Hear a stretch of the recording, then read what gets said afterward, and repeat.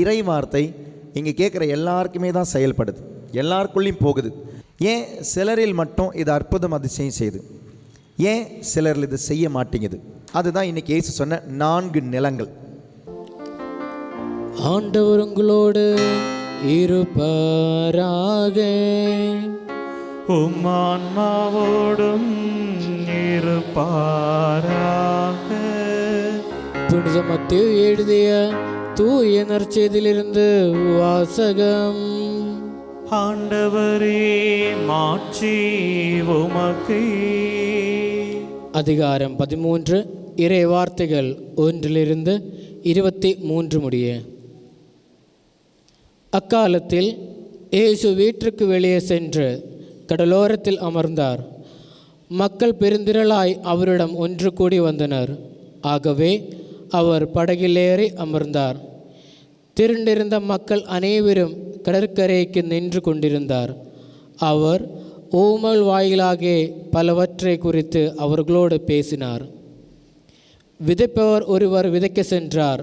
அவர் விதைக்கும் பொழுது சில விதைகள் வழியோரம் வீழ்ந்தன. பறவைகள் வந்து அவற்றை விழுங்கிவிட்டன. வேறு சில விதைகள் மிகுதியாக மண் இல்லா பாறை பகுதிகளில் விழுந்தன.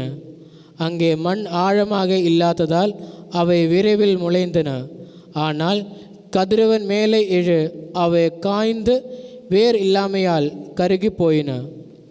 மற்ற சில விதைகள் முட்செடிகளுக்கிடையே வீழ்ந்தன. முட்செடிகள் வளர்ந்து அவற்றை நெருங்கிவிட்டன. ஆனால் இன்னும் சில விதைகள் நல்ல நிலத்தில் வீழ்ந்தன. அவற்றுள் சில 100 மடங்காகவும், சில 60 மடங்காகவும், சில 30 மடங்காகவும் விளைச்சலை கொடுத்தன. கேட்க செவியுள்ளோர் கேட்கற்றும் என்றார். சீடர்கள் அவர் அருகே வந்து, ஏன் அவர்களோட ஊமகள் வாயிலாக பேசுகின்றீர் என்று கேட்டார்கள். அதற்கு இயேசு அவர்களிடம் மறுமொழியாக கூறியது, விண்ணரசின் மறைப்பொருள் அறிய உங்களுக்கு கொடுத்து வைத்திருக்கின்றது, அவர்களுக்கோ கொடுத்து வைக்கவில்லை. உள்ளவருக்கு கொடுக்கப்படும், அவர் நிறைவாக பெறுவார். மாறாக இல்லாதவரிடம் இருந்து உள்ளதும் எடுக்கப்படும். அவர்கள் கண்டும் காண்பதில்லை, கேட்டும் கேட்பதில்லை, புரிந்தும் கொள்வதில்லை. இதனால் தான் நான் அவர்களோடு ஊமைகள் வாயிலாக பேசுகிறேன். இவ்வாறு ஏசியாவின் பின்வருமாறு இறைவாக்கு அவர்களிடம் நிறைவேறுகிறது. நீங்கள் உங்கள் காதால் தொடர்ந்து கேட்டும் கருத்தில் கொள்வதில்லை, உங்கள் கண்களால் புரிந்து கொண்டு இருந்தும் உணர்வதில்லை. இம்மக்களின் நெஞ்சம் கொழுது போயிட்டு விட்டது, காதும் மந்தமாகிவிட்டது. இவர்கள் தம் கண்கள் மூடிக்கொண்டிருந்தார்கள். எனவே கண்ணால் காணாமலும் காதால் கேளாமலும் உள்ளத்தால் உணராமலும் மனம் மாற்றாமலும் இருக்கின்றார்கள். நானும் அவர்களை குணமாக்காமல் இருக்கின்றேன். உங்கள் கண்களோ பேறு பெற்றவை, ஏனெனில் அவை காண்கின்றனர். உங்கள் காதுகளும் பேறு பெற்றவை, ஏனெனில் அவை கேட்கின்றனர். நான் உறுதியாகி உங்களுக்கு சொல்கிறேன், பல இறைவாக்கினர்களும் நேர்மையாளர்களும் நீங்கள் காண்பவற்றை காண ஆவல் கொண்டிருந்தார்கள், ஆனால் அவர்கள் காணவில்லை. நீங்கள் கேட்டவற்றை கேட்க விரும்பினார்கள், ஆனால் அவர்கள் கேட்கவில்லை. எனவே விதைப்பவர் ஓமை பற்றி கேளுங்கள். வழியோரம் விதைக்கப்பட்ட விதைகளுக்கு ஒப்பானோர் இறையாட்சியை குறித்து இறை வார்த்தையை கேட்டும் புரிந்து கொள்ள மாட்டார்கள். அவர்கள் உள்ளத்தில் விதைக்கப்பட்ட விதைகளை தீயோன் கைப்பற்றி செல்வான்.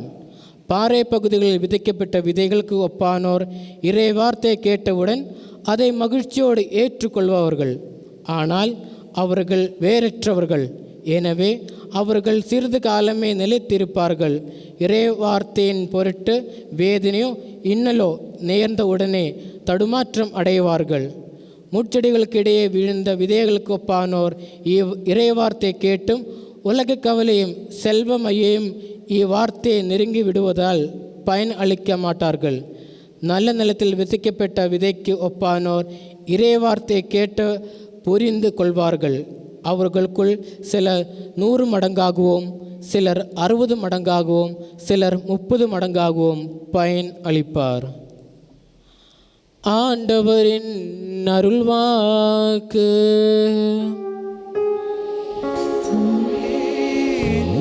உமக்கு புகழ். இயேசுவில் அன்பார்ந்தவர்களே, நம்ம ஒரு பைபிள் பகுதியை புரிஞ்சுக்கணும் அப்படின்னா கண்டிப்பாக அந்த பகுதி எந்த பகுதிக்குள்ளே வந்திருக்குன்னு புரிஞ்சுக்கணும். அதாவது இதனுடைய கான்டெக்ஸ்ட் என்ன, அதுதான் உங்களுக்கு பைபிளினுடைய அந்த செக்ஷன் புரியும். இப்போ இன்றைக்கி நற்செய்தி வாசகத்தில் ஃபாதர் வாசித்தது மத்தேயு நற்செய்தி அதிகாரம் 13 வசனங்கள் 1 to 23 வரை விதைக்காரனுடைய ஓமையை, இல்லைனா விதையினுடைய ஓமையை, இல்லைனா விதை எங்கு விழுந்ததோ அதனுடைய ஓமை, எப்படி வேணாலும் இதை வச்சுக்கலாம். விதைத்தேருடைய ஓமைன்னு வச்சுக்கலாம், விதையினுடைய ஓமைன்னு வச்சுக்கலாம், விதை எங்கு விழுந்ததோ அதனுடைய ஓமைன்னு வச்சுக்கலாம். இப்படி ஒரு ஓமையை நம்ம வாசிக்கும் பொழுது இது எந்த நற்செய்தியில் வந்திருக்குன்னு பார்க்கணும். எந்த நற்செய்தியில்? மத்தேயு நற்செய்தி. அப்போ மத்தேயு நற்செய்தி எதை ஃபோக்கஸ் பண்ணுதுன்னு தெரியணும். அப்போ தான் இந்த செக்ஷன் புரியும். இதனால தான் ஒரு வார்த்தையை எடுத்து பைபிளை எக்ஸ்பிளைன் பண்ணக்கூடாது. அந்த வார்த்தை ஏதாவது ஒரு பேராகிராஃபில் இருக்கும், அந்த பேராகிராஃப் ஏதாவது சாப்டரில் இருக்கும், அந்த சாப்டர் ஏதாவது நற்செய்தியில். அதாவது மத்தேயு எழுதியிருக்கிறார். அப்போ மத்தேயு யார்? மத்தேயு என்பவர் ஒரு யூதர். இந்த யூதரான மத்தேயு யாருக்கு இந்த நற்செய்தியை எழுதினார்? யூதர்களுக்கு எழுதினார், புற இனத்தாருக்கு அல்ல. வித்தியாசம் பாருங்கள், புற இனத்தாருக்கு அல்ல. He wrote the gospel for the Jewish people. அப்போ அதனால தான் நீங்கள் மற்ற 3 நற்செய்தியை விட அதிகமாக பழைய ஏற்பாடினுடைய ரெஃபரன்ஸ் இந்த மத்தேயு நற்செய்தியில் இருக்கும், அதிகமாக இருக்கும். ஏன்னா பழைய ஏற்பாடை சொல்லி இவர் தான் இயேசு தான் மெஸ்ஸியான் ஈஸியாக இவங்களை ரெஃபர் பண்ணி முடிச்சிடலாம். சரி, அதனால தான் நம்மளுடைய பிரிந்த சபைகளிலிருந்து போகிறவங்க ஈஸியாக கத்தோலிக்க சபையில் இருக்கிறவங்கள இழுத்துட்டு போகிறதுக்கு ரொம்ப ஈஸியாக இருக்குது அவங்களுக்கு. ஏன் இது இல்லை அது அப்படின்னு இழுத்துட்டு போயிடுவாங்க. ஃபுல்லாக எக்ஸ்பிளைன் பண்ண வேண்டிய அவசியம் இல்லை. ஏன்னா நமக்கு நிறைய விஷயங்கள் தெரியும்.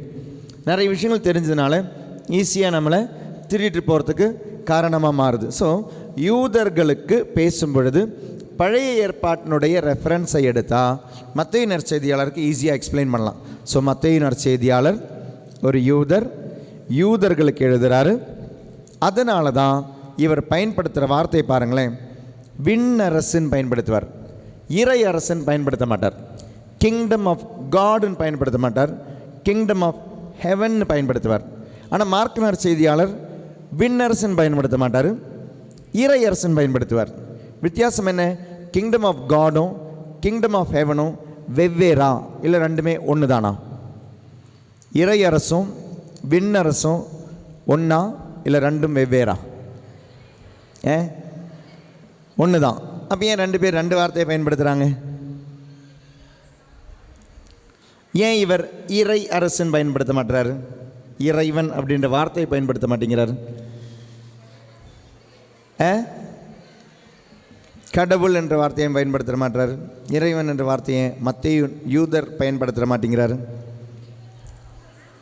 சொல்ல மாட்டாங்க. ஏன் சொல்ல மாட்டாங்க?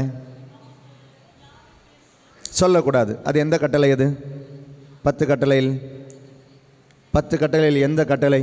கடவுளுடைய பெயரை சொல்லக்கூடாது. 2வது கட்டளை, do not use the name of God in vain. கடவுளுடைய பெயரை வீணாக பயன்படுத்தாது. அப்படின்றதுனால யூதரான மத்தேயு அவர் இறை அரசன் பயன்படுத்த மாட்டார், விண்ணரசன் பயன்படுத்துவார். ஆனால் ரெண்டுமே ஒன்று தான், ரெண்டுமே ஒன்று தான், இறை அரசும் விண்ணரசும். ஆனால் யூதர்களுக்கு எழுதுறதுனால யூதரானவர் இறைவன் என்ற வார்த்தையை அவருக்கு சந்தோஷமாக பயன்படுத்துவார். பட் அவர் பொதுவாக ஒரு புக்கு எழுதுறதுனால பயன்படுத்தலை. அப்போ அவர் எதை பற்றி எழுதுறாரு? விண்ணரசை பற்றி, இறைவனை பற்றி, இறை அரசை பற்றி எழுதுறார். இனி இதை புரிஞ்சுக்கணுன்னா மத்தேயு நற்செய்தியினுடைய முன்னுரை எடுங்க. முன்னுரை 1வது அதிகாரத்துக்கு முன்னால் ஒரு பேஜ் இருக்குது, அப்படியெல்லாம் இருக்குது பைபிளில் இல்லையா? பைபிள் படிக்கும்போது அந்த முன்னுரையை வாசிச்சுட்டு நீங்கள் படிச்சிங்கன்னா நற்செய்தியில் 28 அதிகாரத்தில் என்ன சொல்கிறாங்கன்னு உங்களுக்கு ஈஸியாக புரியும். அதுக்காக அந்த பேஜ் எழுதி வச்சுருக்கிறாங்க.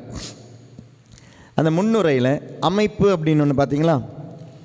அந்த அமைப்புக்கு கீழே ஒரு செக்ஷன், இந்த 28 அதிகாரத்தை நாங்கள் எப்படி பிரிக்கிறேன் அழகாக பிரிச்சிருப்பாங்க. திருச்சபை நமக்கு எவ்வளோ அழகான ஒரு பைபிள் கிளாஸ் அந்த பேஜில் வச்சுருக்கு பாருங்களேன். இந்த 28 அதிகாரத்தை பிரிக்கிறது இயேசுவின் பிறப்பும் குழந்தை பருவமும் 1வது அதிகாரம் 2வது அதிகாரம்.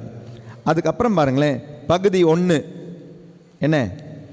விண்ணரசு பறைசாற்றப்படுதல் 3வது அதிகாரத்திலிருந்து 7வது அதிகாரம். பகுதி 2 விண்ணரசின் பணி 8வது அதிகாரத்திலிருந்து 10வது அதிகாரம். பகுதி 3 விண்ணரசின் தன்மை 11லிருந்து 13வது அதிகாரம். பகுதி 4 விண்ணரசின் அமைப்பு 13வது அதிகாரம் 53லிருந்து 18வது அதிகாரம் 35 வரை. பகுதி 5 விண்ணரசின் வருகை 19லிருந்து 25வது அதிகாரம் வரை. கடைசியில் முடிவுரை இயேசு துன்புற்று இறத்தலும் உயிர் பெற்று எழுதலும் 26, 27, 28 அதிகாரம். அப்போ 5ஆக பிரிக்கிறாங்க மத்தேயுனுடைய நற்செய்தியை. 5மே பாருங்களேன், விண்ணரசு. விண்ணரசு பறைசாற்றப்படுதல், is proclaiming the kingdom of God, proclamation of the kingdom of God, kingdom of heaven. 2 அதனுடைய பணி என்ன, விண்ணரசனுடைய பணி என்ன. 3 விண்ணரசனுடைய தன்மை என்ன, விண்ணரசனுடைய அமைப்பு என்ன, விண்ணரசனுடைய வருகை. அதனால தான் 25வது அதிகாரத்துலலாம் நீங்கள் அந்த வருகையை பற்றிலாம் அதிகமாக பார்ப்பீங்க, உங்களுக்கு தெரிஞ்ச விஷயந்தான். அப்போ இன்றைக்கி நம்மளுடைய பகுதி அதிகாரம் எங்கே இருக்குது? மத்தேயு 13வது அதிகாரம். அப்போ அது எந்த செக்ஷனில் இருக்குது? 13, 1லிருந்து 23 வரை. விண்ணரசனுடைய தன்மை. அப்போ விண்ணரசை பற்றி பேசுகிறாரு, விண்ணரசனுடைய தன்மையை பற்றி பேசுகிறார். ஓகே, அப்போது சிட்டுவேட் பண்ணியாச்சு நம்ம எதை பற்றி படிக்க போகிறோம் அப்படின்றது. விண்ணரசு அப்படின்னா என்னங்க? விண்ணரசு அப்படின்னா கடவுளுடைய ஆட்சி. Very good. விண்ணரசு அப்படின்னா என்ன? விண்ணின் கடவுள் ஆட்சி. உங்களுடைய வீட்டில் யாருடைய அரசு நடக்குது? மாறி மாறி நடக்குமா? வீட்டில் யாருடைய அரசு நடக்குது? மாறி மாறி நடக்குது. சில வீட்டில் ஹஸ்பண்டுடைய அரசு நடக்குது, சிலங்க வீட்டில் ஒய்ஃபினுடைய அரசு நடக்குது, சிலவங்களுடைய வீட்டில் குழந்தைகளுடைய அரசு நடக்குது. இன்றைக்கி என்ன பிரேக்ஃபாஸ்ட் சமைக்கணும்னு சொல்கிறது யார்? பசங்க தான் சொல்கிறாங்க. இன்றைக்கி இட்லி தான் வேணும், இன்றைக்கி பொங்கல் வேண்டாம், இன்றைக்கி தோசை தான் வேணும், இன்றைக்கி உப்புமா வேண்டாம். அப்போது யாருடைய அரசு நடக்குது? பிள்ளைகளுடைய அரசு. அப்படின்னா அதனுடைய அர்த்தம் என்ன? ஒருவருடைய அரசு நடக்குது அப்படின்னு அர்த்தம் என்ன? ஒருவருடைய வார்த்தை எங்கு நிறைவேற்றப்படுகிறதோ, வேர் a word of a person is fulfilled, அவங்களுடைய அரசு நடக்குதுன்னு அர்த்தம். ஒரு வார்த்தை, யாருடைய வார்த்தை வீட்டில் நிறைவேறுகிறதோ, செயல்படுகிறதோ, அது அவர்களுடைய அரசு நடக்குது. அப்படின்னா இறைவனுடைய அரசு, இறை அரசு நடக்குதுன்னா யாருடைய வார்த்தை அங்கு செயல்படுகிறது? இறை வார்த்தை. இறை வார்த்தையின்படி ஒரு குடும்பம் செயல்படும் பொழுது அது இறை அரசின் குடும்பம். We follow the word of God, Father. பைபிளை தவிர்த்து எங்களுக்கு வேறு இன்ஸ்ட்ரக்ஷனுடைய புக்கு கிடையாது ஃபாதர். பைபிளுக்கு எதிராக நாங்கள் வாழ மாட்டோம் ஃபாதர். பைபிளில் இருக்கிறதுக்கு எதிராக நானோ என்னுடைய குடும்பமோ செயல்படாது ஃபாதர். சிலவங்க சில டைம் ஃபோன் பண்ணியெல்லாம் கேட்பாங்க, டவுட்டாக கேட்பாங்க, ஐயோ ஃபாதர் இது நாங்கள் இப்படி செய்யலாமா தெரியலையே, இது செய்யலாமா தெரியலையே ஃபாதர், இது பைபிள் இது எப்படி இதை பற்றி என்ன சொல்லுது ஃபாதர், நாங்கள் இப்படி செய்யலாமா ஃபாதர், வீடெல்லாம் பிளஸ்ஸிங் பண்ணும்போது இதையெல்லாம் செய்யலாமா, இதெல்லாம் செய்யக்கூடாதா, இப்படி நிறைய டவுட் இருக்கிறவங்க இருக்கிறாங்க. கல்யாணம் பண்ணும்போது இப்படியெல்லாம் பண்ணலாமா பண்ணக்கூடாதா, பசங்க கல்யாணம்லாம் முடிச்சுட்டு வீட்டுக்கு வரும்போது திருஷ்டி சுற்றி போடலாமா போடக்கூடாதா, போடலாமா போடக்கூடாதா, போடலாமா போடக்கூடாதா, போடக்கூடாது. ஏன்? திருஷ்டி கலைக்கணும்ல. எத்தனை பேருடைய கண்ணு பட்டிருக்கோம். அப்போ பையனும் பொண்ணும் மாப்பிள்ளையும் பொண்ணும் வரும்போது திருஷ்டி கலைக்கணுமா வேண்டாமா? திருஷ்டி கலைக்கணுமா வேண்டாமா? திருஷ்டி கலைக்க வேண்டாங்க. ஏன்? ஏன்னா 2000 வருஷம் முன்னால் ஒருத்தர் கலைச்சிட்டாருங்க. அப்போ இன்றைக்கி நீங்கள் மனுஷன் சொல்கிறத நம்பும் பொழுது இறை வார்த்தை உங்களிலே செயல்படாது, ஆக்டிவேட் ஆகாது. ஏன்? ஏன்னா ஆல்ரெடி மனுஷன் சொன்னது தலையில் ஓடிக்கிட்டு இருக்குது. தலையில் ஓடிக்கிட்டு இருக்கிறதுனால the word of God will never become active. ஏன் இந்த மாதிரி தியானங்கள் எல்லாம் நடத்துகிறோம்? தியானங்களில் ஏன் ஹீலிங்ஸ் நடக்குது? திருப்பலி, எல்லா திருப்பலிலையும் ஆண்டவர் தான் இறங்கி வரார், எல்லா திருப்பலியும் ஆண்டவர் தான் நிறைவேற்றார். அப்படின்னா எல்லா திருப்பலியும் அதிசயம் நடக்குது, எல்லா திருப்பலியும் அற்புதம் நடக்குது. ஏன்னா வரது எல்லாமே ஒரே ஆண்டவர் தான். ஏன் தியான மையங்களிலோ இல்லை தியானங்கள்லையோ நடக்கிற திருப்பலிகள் ஏன் அதிசயம் அற்புதங்கள், ஏன் ஃபாதர்ஸ் இது மாதிரி இது சொல்கிறாங்க, விஷன் சொல்கிறாங்க, ஏன் அது மாதிரி நடக்குது? நிறைய விஷயங்கள் இருக்குது. நேற்று உள்ளிருப்பு தியானம் முடிஞ்சிச்சு எலாவூரில். 4 நாள் தியானம் முடிச்சுட்டு தான் நாங்கள் கிளம்பி வந்தோம். நைட்டு 10 மணி ஆச்சு இங்கே வரும்பொழுது. அங்கேருந்து ஒரு 3 மணி 4 மணிக்கு கிளம்பணும். நேற்று ஒருத்தங்க சாட்சியம் சொல்கிறாங்க, அவங்க போன வருஷமும் ஜூனில் வந்திருந்தாங்க, 2025 ஜூன் மாதம் வந்திருந்தாங்க. இப்போ 2026 ஜூலையில் வந்திருக்கிறாங்க. அம்மாவும் பொண்ணு வந்திருந்தாங்க.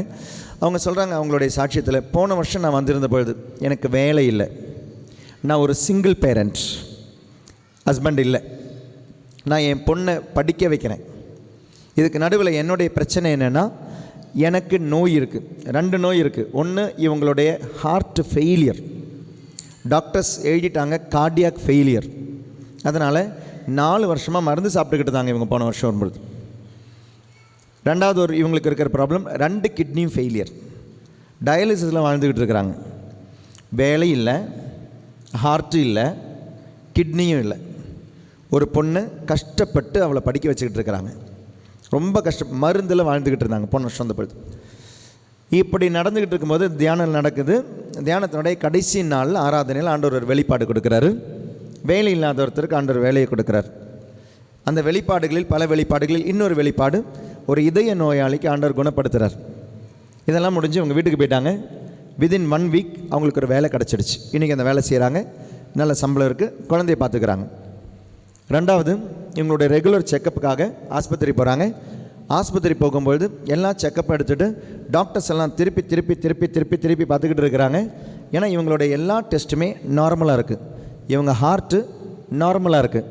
டாக்டர்ஸ்க்கு என்ன அதிசயம் நடந்ததுன்னு தெரியல. டாக்டர்ஸ் கேட்குறாங்க, உங்களுக்கு ஏதாவது ரிவர்ஸாக என்னமோ நடந்திருக்குன்றாங்க. இவங்களுக்கு தெரியும் இவங்க சாப்பிட வேண்டிய மாத்திரை இறை வார்த்தை.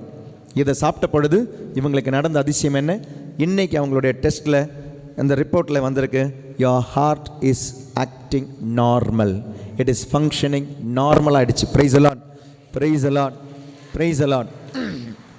அப்படி இருக்கும்போது தான் இவங்க தியானத்தில் பங்கெடுக்கும்போது 3வது நாள் இவங்களுடைய பேரை கூப்பிட்டு ஆண்டவர் ஆசீர்வதிச்சிருக்கிறார். இவங்க பேர் ஃப்ளோரிடா ஆண்டவர் ஒன்று ஆசீர்வதிக்கிறார். இவங்க பேர் ஃப்ளோரிடா. அடுத்த வாட்டி நான் வரும்பொழுது 2 கிட்னி சரியாயிடுச்சுன்னு சொல்லி நான் வருவேன்னு சொல்லிட்டு போயிருக்கிறாங்க. இயேசுவின் பார்ந்தவர்களே பாருங்களேன், இறை வார்த்தை இங்கே கேட்குற எல்லாருக்குமே தான் செயல்படுது, எல்லாருக்குள்ளேயும் போகுது. ஏன் சிலரில் மட்டும் இது ஆக்டிவேட் ஆகுது? ஏன் சிலரில் மட்டும் இது அற்புதம் அதிசயம் செய்யுது? ஏன் சிலரில் இது செய்ய மாட்டேங்குது? பிரைஸ் தி லார்ட், ஹல்லேலூயா, ஹல்லேலூயா. அதுதான் இன்றைக்கி இயேசு சொன்ன 4 நிலங்கள். எல்லாருக்கும் ஆண்டவர் ஒன்றா தாங்க போடுறாரு. அந்த சீடு பாருங்களேன், அந்த விதையை எல்லாருக்கும் எல்லா இடத்துலையும் போடுறார். எல்லா இடத்துலையும் போடுறாருன்னா அதனுடைய அர்த்தம் என்ன? God is so generous. நம்பிக்கை இருக்கிறவங்களுக்கும் போடுறாரு, நம்பிக்கை இல்லாதவங்களுக்கும் போடுறாரு. Is so generous in putting the seed என்ன? இந்த விதை என்ன? இறை வார்த்தை. இந்த விதையை ரொம்ப அழகாக இன்னொரு இடத்துலையும் பைபிள் சொல்லும், ரொம்ப அழகாக இந்த விதை கரெக்டாகவே யாருன்னு சொல்லும். 1 யோவான் 3வது அதிகாரம் 9வது வசனம். 1 யோவான் 3வது அதிகாரம் 9வது வசனம். கடவுளிடமிருந்து பிறந்த எவரும் பாவம் செய்வதில்லை, ஏனெனில் கடவுளின் இயல்பு அவரில் இருக்கின்றது, அவரில் குடிகொள்கிறது. கடவுளின் இயல்பு. இது நீங்கள் இங்கிலீஷ் பைபிள் யாருக்கிட்டே இருக்கா? இங்கிலீஷ் பைபிள் இருந்தால் வாசிங்க சத்தமா. Those who born of God will never commit sin because God's seed abides in them. என்ன வார்த்தையை பயன்படுத்தியிருக்காங்க பாருங்க. Those who born of God will never commit sin because God's seed abides in them. தமிழில் வரும்போது கடவுளிடமிருந்து பிறந்தவர் எவரும் பாவம் செய்வதில்லை, ஏனெனில் கடவுளின் இயல்பு அப்படின்ற வார்த்தை இருக்கு. இயல்பு, கடவுளின் இயல்பு. அதுக்கு இங்கிலீஷில் போட்டிருக்க வார்த்தை என்ன தெரியுமா? God seed. நீங்கள் திருமுழுக்கு வாங்கின போது உங்களில் விதைக்கப்பட்ட விதை இயேசு கிறிஸ்து. உங்களில் விதைக்கப்பட்ட விதை இயேசு கிறிஸ்து. அந்த விதை வளரணுமா வளரக்கூடாதா, அதிசயம் செய்யணுமா செய்யக்கூடாதா அப்படின்றது நிலத்தை பொறுத்து இருக்கும். 4 விதமான நிலத்தை பொறுத்து இருக்கும். காட் சீடு, விதை விதைச்சிட்டார் ஆண்டவர். அந்த விதை எப்படி வளரணுன்றது நிலத்தை பொறுத்து இருக்கும். அதனால தாங்க இந்த குழந்தையிலே நீங்கள் வளர்க்கும் பொழுது உங்களுடைய குழந்தைக்கு இந்த ஆன்மீகத்தை கொடுத்து வளர்க்கணும். இந்த குழந்தைங்களுக்கு பக்தியை கொடுத்து மட்டும் வளர்த்தா போதாதுங்க. இந்த குழந்தைங்களுக்கு விசுவாசத்தை கொடுத்து வளர்க்கணும். பக்தியே இல்லை, விசுவாசத்தை கொடுத்து வளர்க்கணும். பக்தின்றது யாருக்கு? ஒரு முறை ஒரு பையன் சொன்னான், அவனுக்கு 25-26 வயசு, எம்பிஏலாம் முடித்து வேலை செஞ்சுக்கிட்டு இருந்த பொழுது அவனுக்கு யூடியூப் பார்க்குற பழக்கத்தில் இவன் தியானத்தினுடைய யூடியூபெல்லாம் பார்க்க ஆரம்பித்தான், டாக்கெல்லாம் பார்க்க ஆரம்பித்தான். அப்படி பார்க்க ஆரம்பித்தவன் அவனோட 24 25 வயசில் பெரிய ஒரு மனமாட்டத்தில் கடந்து வந்தான். இந்த 24 வருஷம் இவன் எப்படி தெரியுமா வாழ்ந்திருக்கிறான்? எத்தீஸ்டாக வாழ்ந்திருக்கிறான், கடவுள் நம்பிக்கை இல்லாமல் வாழ்ந்திருக்கிறான். இந்த ஒரு வருஷமாக இவன் எப்படி தெரியுமா வாழ்றான்? கடவுளே கதின்னு வாழ்ந்துக்கிட்டு இருக்கிறான். எனவே அந்த டாக்கை கேட்கும்பொழுது சிலை வழிபாடை பற்றி, மூட நம்பிக்கை பற்றியெல்லாம் டாக்கெல்லாம் கேட்க ஆரம்பித்த பொழுது இவனுடைய மனசு உண்மையாகவே சொல்லுது, ஓ அப்போ பைபிளில் சொல்கிறதும் இந்த கடவுள் நம்பிக்கை இல்லாதவங்க சொல்கிறதும் ஒன்று தான். மூட நம்பிக்கை என்பது பாவம் அப்படின்றது பைபிள் சொல்லுது. மூட நம்பிக்கை நம்பிக்கையே இல்லைன்னு எத்தீஸ்ட்னு சொல்கிறாங்க. இவன் பைபிளுக்குள்ளே போக ஆரம்பித்தான், ஆண்டவரை பற்றி விசாரிக்க ஆரம்பித்தான், ஆண்டவரை பற்றி ரிசர்ச் பண்ண ஆரம்பித்தான், பைபிளை ரிசர்ச் பண்ண ஆரம்பித்தான். ஒரு வருஷம் முழுக்க முழுக்க எந்த வீடியோலாம் பார்க்க முடியுமோ கேட்க முடியுமோ இறைவார்த்தையை பற்றி கேட்க ஆரம்பித்தான். அவனுடைய வாழ்க்கை மாறி இன்றைக்கி அவன் எங்கே தெரியுமா இருக்கிறான்? ஆண்டவர் தந்த வாழ்க்கையை நான் ஆண்டவருக்கு கொடுக்கணும்னு சொல்லி இன்றைக்கி ஃபாதர் ஆகிறதுக்கு செமினாரில் இருக்கிறாங்க வின்சென்ஷன் சபையில். Price the Lord. ஃபாதர் ஆகணும்னு சொல்லி இன்றைக்கி வின்சென்ஷன் சபையில் இருக்கிறான், படிச்சுக்கிட்டு இருக்கிறான். இப்போ தான் சேர்ந்தான் ஜூன் 15 MBA முடித்து வேலை பண்ணிக்கிட்டு இருந்த பையன், எனக்கு அது எதுவுமே வேண்டாம், சம்பளம் வேண்டாம், பணம் வேண்டாம். இத்தனைக்கு ஏழ்மையான குடும்பம் தாங்க, பெரிய வருமானமோ இல்லை பெரிய பணக்கார குடும்பமோ கிடையாது. அவங்க வீட்டில் ஏழ்மை இருக்குது, துன்பம் இருக்குது. அப்பா இறந்துட்டார், அக்காவுனுடைய ஹஸ்பண்ட் இறந்துட்டாங்க, அண்ணன் மட்டும்தான் இருக்கிறான் இப்போ வீட்டில். அவன் தான் குடும்பத்தை பார்த்துக்கணும். அவனும் UPSC எக்ஸாம் எழுதிட்டு வெயிட் பண்ணிக்கிட்டு இருக்கிறான் ரிசல்ட்டுக்காக. இப்போ குடும்பத்தில் வறுமை இருக்குது, ஏழ்மை இருக்குது, தொல்லைகள் இருக்குது. ஆனால் ஆண்டவருக்காக மாற்றி வைக்கிறேன்னு சொல்லி மாற்றி வச்சு இன்றைக்கி திருச்சபையில் குருவானவராக மாறத்துக்காக மாறிட்டாங்க. அந்த பையன் சொன்ன ஒரு சென்டென்ஸ் எனக்கு என்னால் மறக்கவே முடியாது. அவன் சொன்னான், ஃபாதர் பக்தி யாருக்கு தெரியுமா வேணும் ஃபாதர்? பக்தி என்பது பிற மதத்திலிருந்து கிறிஸ்தவத்துக்கு வரவங்களுக்கு தாங்க பக்தி வேணும். இன்றைக்கி கொஞ்சம் நேரம் முன்னால் ஒரு அம்மாவும் பொண்ணுங்க வந்திருந்தாங்க, ஹிந்துஸ். அவங்க பிளஸ்ஸிங்காக வந்தாங்க. நான் பின்னால் உட்காந்துருந்த போது ஒருத்தவங்க கொண்டு வந்தாங்க. அவங்க நம்பிக்கையோடு வந்திருக்கிறாங்க, ஆண்டவர் இயேசு காப்பாற்றுவார்னு. அவங்களுக்கு தேவைதாங்க பக்தி. ஏன்னா அவங்களுக்கு அந்த விசுவாசத்துக்குள்ளே போக முடியாது. ஆழமான விசுவாசத்துக்கு போனால் ஃபஸ்ட்டு ஸ்டெப்பு தான் பக்தி. அது மெழுகுவத்தி கொளுத்துறதா இருக்கலாம், மாலை போடுறதா இருக்கலாம், இல்லையா இந்த மாதிரி வெளிப்படையான சில விஷயங்கள் செய்தா இருக்கலாம், அது பக்தி. அது ஆனால் விசுவாசம் என்பது அதில் ஊர்ன நமக்கு கிடைக்க வேண்டியதுங்க விசுவாசம். இதிலே பிறந்து இதிலே வளர்ந்து வாழ்கிறவங்களுக்கு கிடைக்க வேண்டியது விசுவாசம். அப்போ உங்களுடைய பிள்ளைகளை நீங்கள் வளர்க்கும் பொழுது இந்த விசுவாசத்தில் வளர்க்கணும். மதத்தை இன்றைக்கி மதம் செயல்படுதுன்னா 3 காரணங்கள் இருக்குது. நல்லா கவனிச்சுக்கோங்க. இன்றைக்கி மதங்கள் செயல்பட 3 காரணங்கள் இருக்குது. There are 3 reasons why we are in a religion. ரிலிஜனில் இருக்க முதல் காரணம் என்ன தெரியுமா? நமக்கு தெரிஞ்சோ தெரியாமலோ சில பயங்கள் இருக்குது. என்ன பயம்? ஐயோ நான் கோயிலுக்கு போகலன்னா குழந்தைங்களெல்லாம் நம்ம சொல்லுவோம்ல, பசங்கிட்ட ப்ரேயர் பண்ணலாம், சாமி கண்ணை குத்திடும் இல்லையா? அப்போது பயமுறுத்தி குழந்தைங்களை ஜெபிக்க வைப்போம். அப்போ அந்த ஒரு பயம் தெரிஞ்சோ தெரியாமலோ, ஐயோ நான் ஜெபிக்கலன்னா நரகத்துக்கு போயிடுவேனா, ஐயோ நான் பாவ சங்கீதனை செய்யலாம் நான் நரகத்துக்கு போயிடுவேனா, ஐயோ நான் ஞாயிற்றுக்கிழமை திருப்பலிக்கு போகலாம் நரகத்துக்கு போயிடுவேனா, ஐயோ நான் நற்கரணை வாங்கலாம் எனக்கு ஏதாவது ஆகிடுமா அப்படின்னு சொல்கிற பயம். இன்றைக்கி மதத்தை வழி நடத்துகிற முதல் காரணம் பயம்தான். இன்றைக்கி எத்தனை பேர் ஆண்டவரோட பாசத்தில் இங்கே இருக்கிறீங்க எனக்கு தெரியல. ஆண்டவர் மேலோட பயத்தால் இருக்கிறவங்க நிறைய பேர் இருக்கலாம். நரகத்துக்கு போகாமல் இருக்கணுன்ற பயத்தில் இருக்கிறவங்க இருக்கலாம். குறிப்பாக வயசெல்லாம் ஆகும்போது அதிகமாக ஐயோ என்னையாவது ஆண்டவரை தேடலாம், இவ்வளோ நாளும் வேலைன்னு போயிட்டோம். இன்றைக்கி பயம். கடவுளை தேட நம்மளை செயல்படுத்துவது, இயக்குவது சில டைம் பயமாக இருக்கலாம். ரொம்ப கேவலமான ஒரு விஷயந்தான், இருந்தாலும் நமக்கு எல்லாமே இருக்குது பயம். 2வது ரீசன், சிலவங்களுக்கு பயம்னா, சிலவங்களுக்கு ஏன் நான் மதத்தில் இருக்கிறேன் தெரியுமா? சுகம். நான் போன வருஷம் ஃபாதர் 8 நாள் நான் அந்த மாதா நாளில் இந்த நவநாள் எடுத்தேன் ஃபாதர். ஆகஸ்ட் 9 15 வரை. ஆகஸ்ட் 15 மாதா என்னை நிறைய ஆசீர்வதிச்சாங்க. சுகம். அப்போ ஏன் இந்த வருஷம் நான் நவநாள் ஜெபிப்பேன்? சுகம். இந்த வருஷம் நான் ஏன் காவி போடுவேன்? சுகம். இந்த வருஷம் நான் ஏன் திருவிழா எடுப்பேன்? சுகம். அப்போ நான் ஏன் மதத்தில் இருக்கிறேன்? சுகம். எனக்கு கிடைக்குது. எனக்கு ப்ரேயர் பண்ணுறதுனால எனக்கு கிடைக்குது. எனக்கு பயம் இல்லை, எனக்கு சுகம். ஜெபிச்சா ஹீலிங் கிடைக்குது, பைபிள் வாசித்தா ஹீலிங் கிடைக்குது, இது செஞ்சால் அது கிடைக்குது. அப்போ என்ன இது? சுகம். 3வது தாங்க உண்மையாகவே நீங்கள் மதத்தில் இருக்க வேண்டிய காரணம் என்ன தெரியுமா? அன்பு. அதில் ரொம்ப கொஞ்சம் பேர் தான் இருக்கிறோம். நான் ஏன் இன்றைக்கி திருப்பலிக்கு வந்திருக்கிறேன்? ஏன் இன்றைக்கி நான் தியானத்துக்கு வந்திருக்கிறேன்? ஏன் இன்றைக்கி நான் பைபிளை தொடுறேன்? ஏன் இன்றைக்கி நான் பைபிளை வாசிக்கிறேன்? I love God for God. கடவுளுக்காக நான் அன்பு செய்கிறேன். அதில் வியாபாரம் இல்லை. அதில் விபச்சாரம் இல்லை. கடவுளுக்காக அன்பு செய்யும்போது அதில் வியாபாரம் இல்லை, அதில் விபச்சாரம் இல்லை. கடவுளை நான் எனக்காக அன்பு செய்யும்பொழுது அதில் வியாபாரம் இருக்குது, சுகம். கடவுளை நான் எனக்காக அன்பு செய்யும்போது அதில் ஒரு பயம் இருக்குது.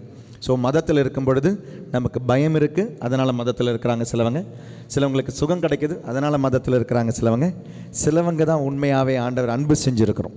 இதில் நம்ம எந்த கேட்டகரின்னு எனக்கு தெரியல. நீங்கள் தான் ஒரு தியானம் நடத்தணும், நான் எந்த கேட்டகரியில் இருக்கிறேன். Praise the lord. Hallelujah, hallelujah, hallelujah. இதனால தாங்க இந்த வித்தியாசம், நிலத்தில் வித்தியாசம். நான் அந்த நிலத்துக்குள்ளே போகிறேன். இப்போ நிலத்தில் வித்தியாசம். நீங்கள் பயந்த நிலம் இருக்கிறவங்களா? உங்களுடைய ஆண்டவர் சீடு போட்டிருக்கிறார். ஏன் வளரலை? ஏன்னா நீங்கள் ஆண்டவரை தேடி வந்தது பயத்தினால. உங்களுடைய ஆண்டவர் அந்த விதையை போட்டிருக்கிறார், ஆனால் அந்த விதை இன்றைக்கி முளைக்கலை. ஏன் தெரியுமா? சுகத்துக்காக வந்திருக்கிறோம். ஆனால் கொஞ்சம் பேருக்குள்ளே தாங்க இந்த ஆக்டிவேட் ஆகுது இந்த வசனம். நைட்டு ஜெலுக்கெல்லாம் வரவங்களுக்கு தெரியும், 4000 பேர் 5000 பேர் நைட்டு ஜெலுக்கு வராங்க. ஆனால் அது சில டைம் ஆண்டவர் தொடர்ந்து 40 பேராக இருக்கலாம், 4000 பேரையும் தொடராக இருக்கலாம். ஆனால் 40 பேர் தான் அதை உணர்றாங்க, 40 பேர் தான் அதை வாழ்கிறாங்க. ஏன் தெரியுமா? நிலத்தில் வித்தியாசம், விதையில் வித்தியாசம் இல்லை. கிறிஸ்துவில் வித்தியாசம் இல்லை, ஆனால் கிறிஸ்து விதைக்கப்படும் நிலத்தில் வித்தியாசம் இருக்குது. அப்போ இந்த தியானத்தில் என்ன பண்ணுறோம்? இந்த நிலத்தை பண்படுத்த பார்க்குறோம். உட்கார வச்சு இந்த 4 நாள் தியானத்தில் என்ன பண்ணுறோம்? மண்டையில் கொட்டி என்ன சொல்கிறோம்? ஏய் பாவி, ஏய் படுபாவி, ஏய் நாசமாக பாவி, இப்படி சொல்லும்போது பயந்துடுறோம். அப்போ என்ன பண்ணுவோம்? நல்ல ஒரு பாவ சங்கீதனை செய்வோம். பாவ சங்கீதம் செய்யும்போது பெரிய ஒரு விடுதலையோடு போவாங்க. நேற்று வந்த ஒரு குடும்பம், ஒரு குருவானவருடைய குடும்பம் கூட நேற்று வந்திருந்த தியானத்தில். அவங்களுடைய குடும்பம் பயந்து தான் வந்தாங்க. ஏன் பயந்து வந்தாங்கன்னா, பாவம் நமக்கே கஷ்டமாக இருந்தது பார்க்கறதுக்கு. அவங்களுடைய அப்பா நல்லா பேசிக்கிட்டு இருந்தவர், நல்லா கோயிலுக்கெல்லாம் போயிட்டு இருந்தவர், திடீர்னு அந்த பேச்சுக்கு தடை வந்துடுச்சு. அப்போ அந்த ஃபாதர் ஒரு நாள் கூப்பிட்டு கேட்டார், ஃபாதர் இந்த மாதிரி எங்கள் வீட்டில் வந்து ஒரு ப்ரேயர் பண்ணுற ஒரு பிரதர் வந்துட்டார். இந்த ஃபாதர் வந்து இங்கே இல்லை, ஒரு வெளிநாட்டில் இருக்கிறாரு. அப்போ வீட்டில் யாரோ ப்ரேயர் பண்ண வந்தவங்க ப்ரேயர் பண்ணிவிட்டு என்ன சொல்லிட்டாங்கன்னா, உங்கள் வீட்டுக்கு யாரோ செய்வினை செஞ்சுட்டாங்கன்ட்டாங்க. பயம் போட்டாங்களா விதையை? ஆண்டவர் விதையை இயேசு கிறிஸ்து என்ன விதையை போட்டார். ஆனால் வெளியிலேருந்து வந்த ஒரு விதை, தப்பான ஒரு விதை வந்து களையாக முளைக்க ஆரம்பிச்சிச்சு. அவங்க அப்பாவுக்கு பேச்சு நிற்க காரணம், அவங்க வீட்டில் பிரச்சனைக்கு காரணம் யாரோ செய்வினை செஞ்சுட்டாங்க. இப்போ தான் யாரோ சொன்னாங்க, உடனே எல்லாவூர் தியான மையத்துக்கு போங்க, இல்லைனா சோகத்தூர் தியான மையத்துக்கு போங்கன்னு யாரோ இன்ஸ்ட்ரக்ஷன் சொன்னதுனால கேட்டார். ஸோ சீட்டு இருந்துச்சு, வாங்க அப்படின்னும் அந்த குடும்பமே வந்துச்சுங்க. ஆனால் நேற்று போகும்போது அவ்வளோ சந்தோஷமாக போகிறாங்க. ஏன்னா அப்பா பேச ஆரம்பிச்சிட்டார். அப்பா பாவ சங்கீதனை செஞ்சார். அப்பா நல்லா நடக்க ஆரம்பிச்சிட்டார். நேற்று அவ்வளோ ஜெபங்களை சொன்னார். கோயிலில் உட்கார ஆரம்பிச்சிட்டார். நேற்று ஃபுல்லாக அந்த மனுஷன் ஆராதனைக்கு உட்கார்ந்தார். அவங்க கணவன் மனைவியினுடைய அந்த வார்த்தை பாடலாம் புதுப்பிக்கும் போது அவ்வளோ சந்தோஷமாக அந்த மனுஷன் செஞ்சார். அந்த ஃபாதர் போகும்போது அவ்வளோ சந்தோஷமாக போகிறார். எங்கள் அப்பா பேசினார் ஃபாதர், இனி நான் ஆறுதலாக போவேன். பாருங்களேன், அப்போது இந்த 4 நாள் இந்த மனுஷனுக்குள்ளே போனது என்ன? இந்த மனுஷனுக்குள்ளே அந்த நிலத்தை பண்படுத்த பார்த்தோம். இந்த நிலத்தை தூய் ஆவியானவர் என்ன பண்ணுறாரு? புதுப்பிக்க பார்க்குறாரு. எல்லாம் ரோலரெல்லாம் போட்டு, இல்லைன்னா டிராக்டரை போட்டு எல்லாம் சரி பண்ணி அந்த நிலத்தை பண்படுத்தி பதப்படுத்தி அதில் விதையை போடுறாங்க. அப்போ அந்த விதை அது வளரும். Price the Lord. சந்தோஷமா ஹல்லேலூயா, ஹல்லேலூயா, ஹல்லேலூயா.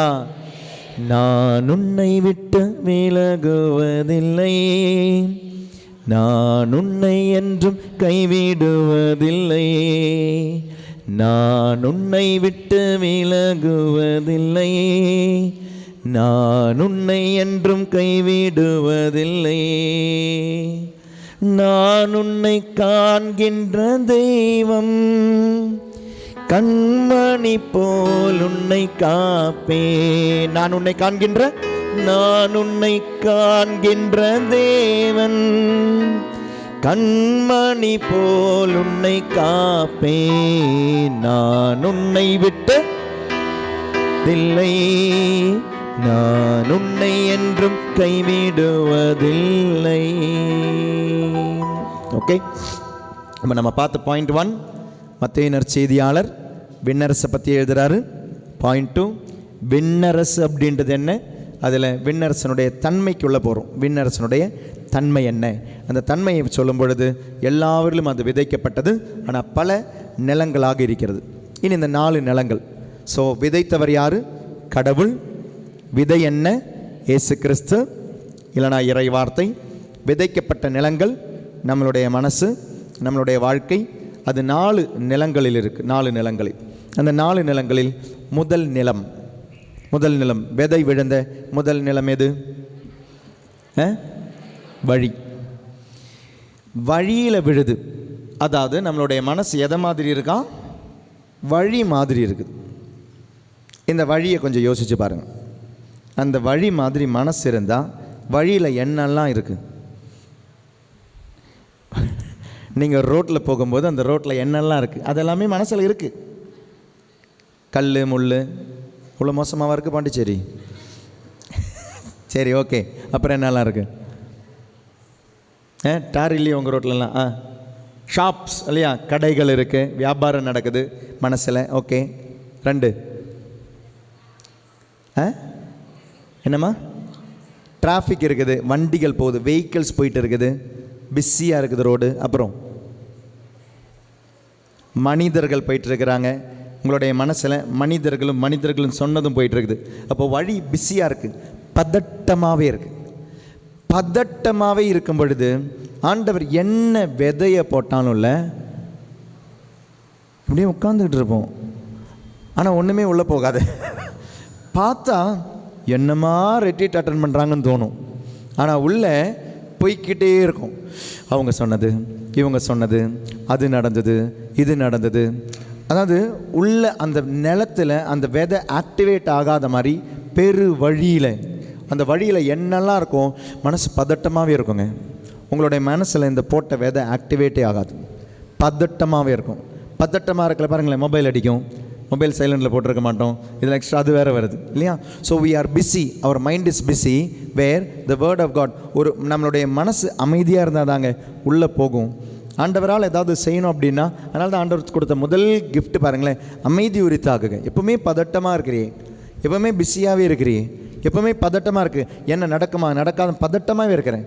அந்த நம்பிக்கை வர மாட்டேங்குது, அந்த நம்பிக்கையை தூண்டாது. மனசு பதட்டமாக இருந்தால் நம்பிக்கையை தூண்டாது. அந்த நம்பிக்கை வரும்பொழுது தாங்க ஆக்டிவேட் ஆகும். நம்பிக்கை இல்லைன்னா எல்லாருமே தான் தியானம் கேட்குறீங்க, ஆனால் ஏன் ஒருத்தர் மட்டும் ஆசீர்வாதத்தை வாங்கிட்டு போகிறீங்க? எல்லாருக்கும் தான் கொடுக்குறார், ஏன் ஒருத்தவங்க மட்டும் வாங்கிட்டு போகிறீங்க? ஏன் 10 பேர் மட்டும் வாங்கிட்டு போகிறீங்க? ஏன்னா இந்த பதட்டமான மனசை இறைவார்த்தை என்ன பண்ணுதுமா, நம்பிக்கை அதிகமாகுது. இல்லை, ஆண்டவரால் முடியும். இதே தியானத்தில் பங்கெடுத்த அம்மா அவங்க வரும்போதே சொன்னாங்க, அவங்களுடைய மகனும் மருமகனும் அந்தம்மா இருந்து வந்தாங்க. நம்ம வந்தபோது சொன்னாங்க, அம்மா நீங்களும் வாங்க ரெட்ரீட்டுக்குன்னு. அவங்க சென்னையில் இருக்கிறவங்க தான், அவங்க இதுவரை ரெட்ரீட் சென்டருக்கு வந்ததில்லை. அவங்கக்கிட்ட சொன்னாங்க, நாங்கள் போகிறோம், நீங்கள் வாங்கன்னு. அப்போ இவங்க சொன்னாங்க, இல்லை நான் வீட்டை விட்டு வெளியே வந்தால் எனக்கு பிரச்சனை வரும். ஏன்னா இவங்களுடைய உடம்பில் ஒரு ஸ்கின் இரிட்டேஷன் இருக்குது. வெளியே வந்து ஏதாவது செடிகள் அப்படி இப்படின்னு ஏதாவது இவங்களுடைய உடம்பில் பட்டுச்சுன்னா உடனே அரிக்க ஆரம்பிக்கும், வீங்க ஆரம்பிக்கும். இவங்க புதன்கிழமை தியான மையத்துக்கு வந்துட்டாங்க, மகளும் மருமகனும் கூப்பிட்டதுனால வந்துட்டாங்க. வந்ததுலேருந்து இவங்களுடைய உடம்பு அரிக்க ஆரம்பிச்சிச்சு, ஸ்கின் அரிக்க ஆரம்பிச்சிச்சு, உடம்பில் பல இடங்களில் தடிப்பு வர ஆரம்பிச்சிச்சு. குறிப்பாக அவங்க சொன்னாங்க, காலினுடைய 2 பின்பகுதியில், காலினுடைய கீழே ஆங்கிள்ஸ் கிட்ட கீழ்ப்பகுதியில் பன்னு மாதிரி 2 கட்டி வந்துச்சு, 2 காலிலையும். அவங்களால நடக்க முடியல, அரிக்க ஆரம்பிச்சது, என்ன பண்ணுறதுன்னு தெரியல. ஆனால் பாருங்களேன், அந்த புதன்கிழமை வந்தவங்க வியாழக்கிழமை பாவ சங்கீர்த்தனத்துக்கான தயாரிப்பு இறை வார்த்தை உள்ளே போய்கிட்டே இருக்குது. அன்றைக்கி நைட்டு ஆராதனையில் அது முடிஞ்சு பார்த்தா அவங்க சொல்கிறாங்க, அந்த 2 பன்னு மாதிரி இருந்த கட்டி காணாமல் போச்சு. வியாழக்கிழமை நடந்தது, வெள்ளிக்கிழமை சனிக்கிழமை சாட்சின்னு சொல்லும்போது ஒரு இடத்துலையும் அந்த அரிப்பும் இல்லை, அந்த பிரச்சனையும் இல்லை அவங்களுக்கு. Praise the lord. Hallelujah, hallelujah, hallelujah. ஆண்டவர் எல்லாருக்கும் தான் அங்கே விதை போட்டார். ஆனால் ஒருத்தவங்களுக்கு மட்டும் பாருங்களேன், அந்த விதை ஆக்டிவேட் ஆகுது. ஏன்? பதட்டமாக இருந்த மனசு அமைதியாகுது, அமைதியான மனசில் நம்பிக்கை வருது, ஆண்டவரால் இது செய்ய முடியுன்ற நம்பிக்கை வருது, ஆண்டவர் எனக்கு இது செஞ்சு தருவார்னு நம்பிக்கை வருது. பதட்டமான மனசை ஆண்டவர் அமைதிப்படுத்தணும்னா இந்த இறை வார்த்தை உள்ளே போகணும். அந்த 12 வருஷம் கஷ்டப்பட்ட அந்த பொண்ணுக்கு செஞ்சார்னா எனக்கும் செய்வார். இறந்த அந்த லாசரை உயிர்ப்பித்தார்னா எனக்கும் செய்வார். அவருடைய மகன் சாக கிடக்கும் பொழுது, நீ போ உன்னுடைய மகன் பிழைப்பான்னு சொன்ன பொழுது போகிற வழியிலேயே அந்த மகன் பிழைத்து கொண்டானே, அந்த பையனுக்கு செஞ்சார்னா என்னுடைய பையனுக்கும் செய்வார். யாயிரோடைய மகன் இறந்து போன பொழுது வழியில் போனவர் தொட்டார், உயிர்ப்பித்து கொடுத்தாரு, அந்த மகனுக்கும் மகளுக்கும் செஞ்சார்னா எனக்கும் செய்வார். இதாங்க நம்பிக்கை. இது இறை வார்த்தையிலிருந்து வரும். பதட்டமான மனசு பெருவழியில் இருக்கிற மனசு, பலரும் சொன்ன வார்த்தைகளை கேட்டு இருக்கிற மனசு, இந்த இடத்துல ஆண்டவரால் செயல்பட முடியாது. நீங்கள் சிலவங்க சொல்லுவீங்களே, ஃபாதர் எவ்வளோ நான் ட்ரை பண்ணுறேன், இறை வார்த்தையை என்னால் மனப்பாடம் செய்ய முடியலன்னு. எவ்வளோ நான் ட்ரை பண்ணுறேன், இறை வார்த்தையை மனப்பாடம் செய்ய முடியல. ஏன் தெரியுமா? அதுக்கு ஒரே காரணம், இறை வார்த்தை உங்களுடைய மனசில் போகாததற்கு காரணம், மனசில் மனிதனுடைய வார்த்தை இருப்பதும் தீமையின் வார்த்தை இருப்பதனால தான் இறை வார்த்தை உங்களால் மனப்பாடம் செய்ய முடியலை. இறை வார்த்தை உங்களால் மனப்பாடம் செய்யணுன்னா நல்ல பாவ சங்கீதனை செஞ்சுட்டு பைபிள் உட்காந்து எடுத்து வாசித்து பாருங்களேன், உங்களுக்கு பைபிள் வசனங்களை மனப்பாடம் செய்ய முடியும். நல்ல பாவ சங்கீதனை செஞ்சுட்டு உட்காந்து பைபிள் எடுத்து வாசித்து பாருங்களேன், பைபிள் உங்களுக்கு புரியும். Do you want to understand Bible? Become the disciple of Jesus. Do you want to understand the Bible? Then you should believe in Jesus. விசுவசிக்காதவர்களுக்கு பைபிள் புரியாது. சீடர் ஆகாதவர்களுக்கு பைபிள் புரியாது. பைபிள் எங்கேயாவது இருக்கா? இருக்கு. மார்க் நற்செய்தி எடுங்களேன், 4வது அதிகாரம் எடுங்க. மார்க் 4வது அதிகாரம் 34வது திருவசனம், இல்லைன்னா 33 34 ரெண்டுமே வாசிங்க. அவர்களது கேட்டறியும் திறனுக்கு ஏற்ப அவர் இத்தகைய பல உவமைகளால் இறைவார்த்தையை அவர்களுக்கு எடுத்துரைத்து வந்தார். பல உவமைகளால். அந்த மார்க் நற்செய்தி 4வது அதிகாரம் பார்த்தீங்கன்னா ஃபுல்லாக ஓமை தான் பாருங்களேன். 4வது அதிகாரம் 1வது வசனம், அதனுடைய ஹெட்டிங் என்ன? விதைப்பவர் ஓமை. 2வது ஹெட்டிங் என்ன? ஓமைகளின் நோக்கம். 3வது ஹெட்டிங் என்ன? விதைப்பவர் ஓமையின் விளக்கம். அடுத்த ஹெட்டிங் என்ன? விளக்கு ஓமை. அடுத்த ஹெட்டிங் என்ன? முளைத்து தானாக வளரும் விதை ஓமை. அடுத்த ஹெட்டிங் என்ன? கடுகு விதை ஓமை. லைனாக ஓமை. ஒன்றுமே புரிய மாட்டேங்குது. சீடர்கள் போய் ஆண்டவர்கிட்ட கேட்குறாங்க, என்னமே எங்கேயுமே எங்களுக்கு புரியாத மாதிரி பேசுறியே, ஓமை வழியாக பேசுகிறாயே. அதற்கு ஆண்டவர் சொல்கிற பதில் தாங்க, அவர்களது கேட்டறியும் திறனுக்கு ஏற்ப அவர் இத்தகைய பல ஓமைகளால் இறைவார்த்தை அவர்களுக்கு எடுத்துரைத்து வந்தார். 34வது வசனம், ஓமைகள் இன்றி அவர் அவர்களோடு பேசவில்லை. ஆனால் எப்படி தனிமையாக இருந்தபோது தம் சீடருக்கு அனைத்தையும் விளக்கி சொன்னார். அப்போ இறைவார்த்தை புரியணும்னா, இறைவார்த்தை உங்களுடைய தலைக்கு போகணும்னா, முதல் கண்டிஷன், நீங்கள் ஆண்டவர் கிட்ட தனிமையாக உட்காரணும். மனசில் இந்த பதட்டம் இருக்கக்கூடாது. இந்த வழியில் பதட்டம் இருக்கக்கூடாது. வழியில் இருக்கிற பதட்டங்கள் உங்களுடைய மனசில் இருந்தால் நீங்கள் எவ்வளோதான் பைபிள் வாசித்தாலும், எவ்வளோதான் பைபிளை படிக்கணும்னு நினைச்சாலும், எவ்வளோதான் பைபிளை மனப்பாடம் பண்ண நினைச்சாலும் உங்களால் முடியாது. மனசில் பதட்டம். you are disturbed in your mind.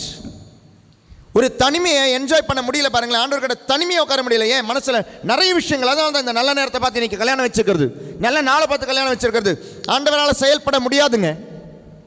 Because your life is going against the word of God.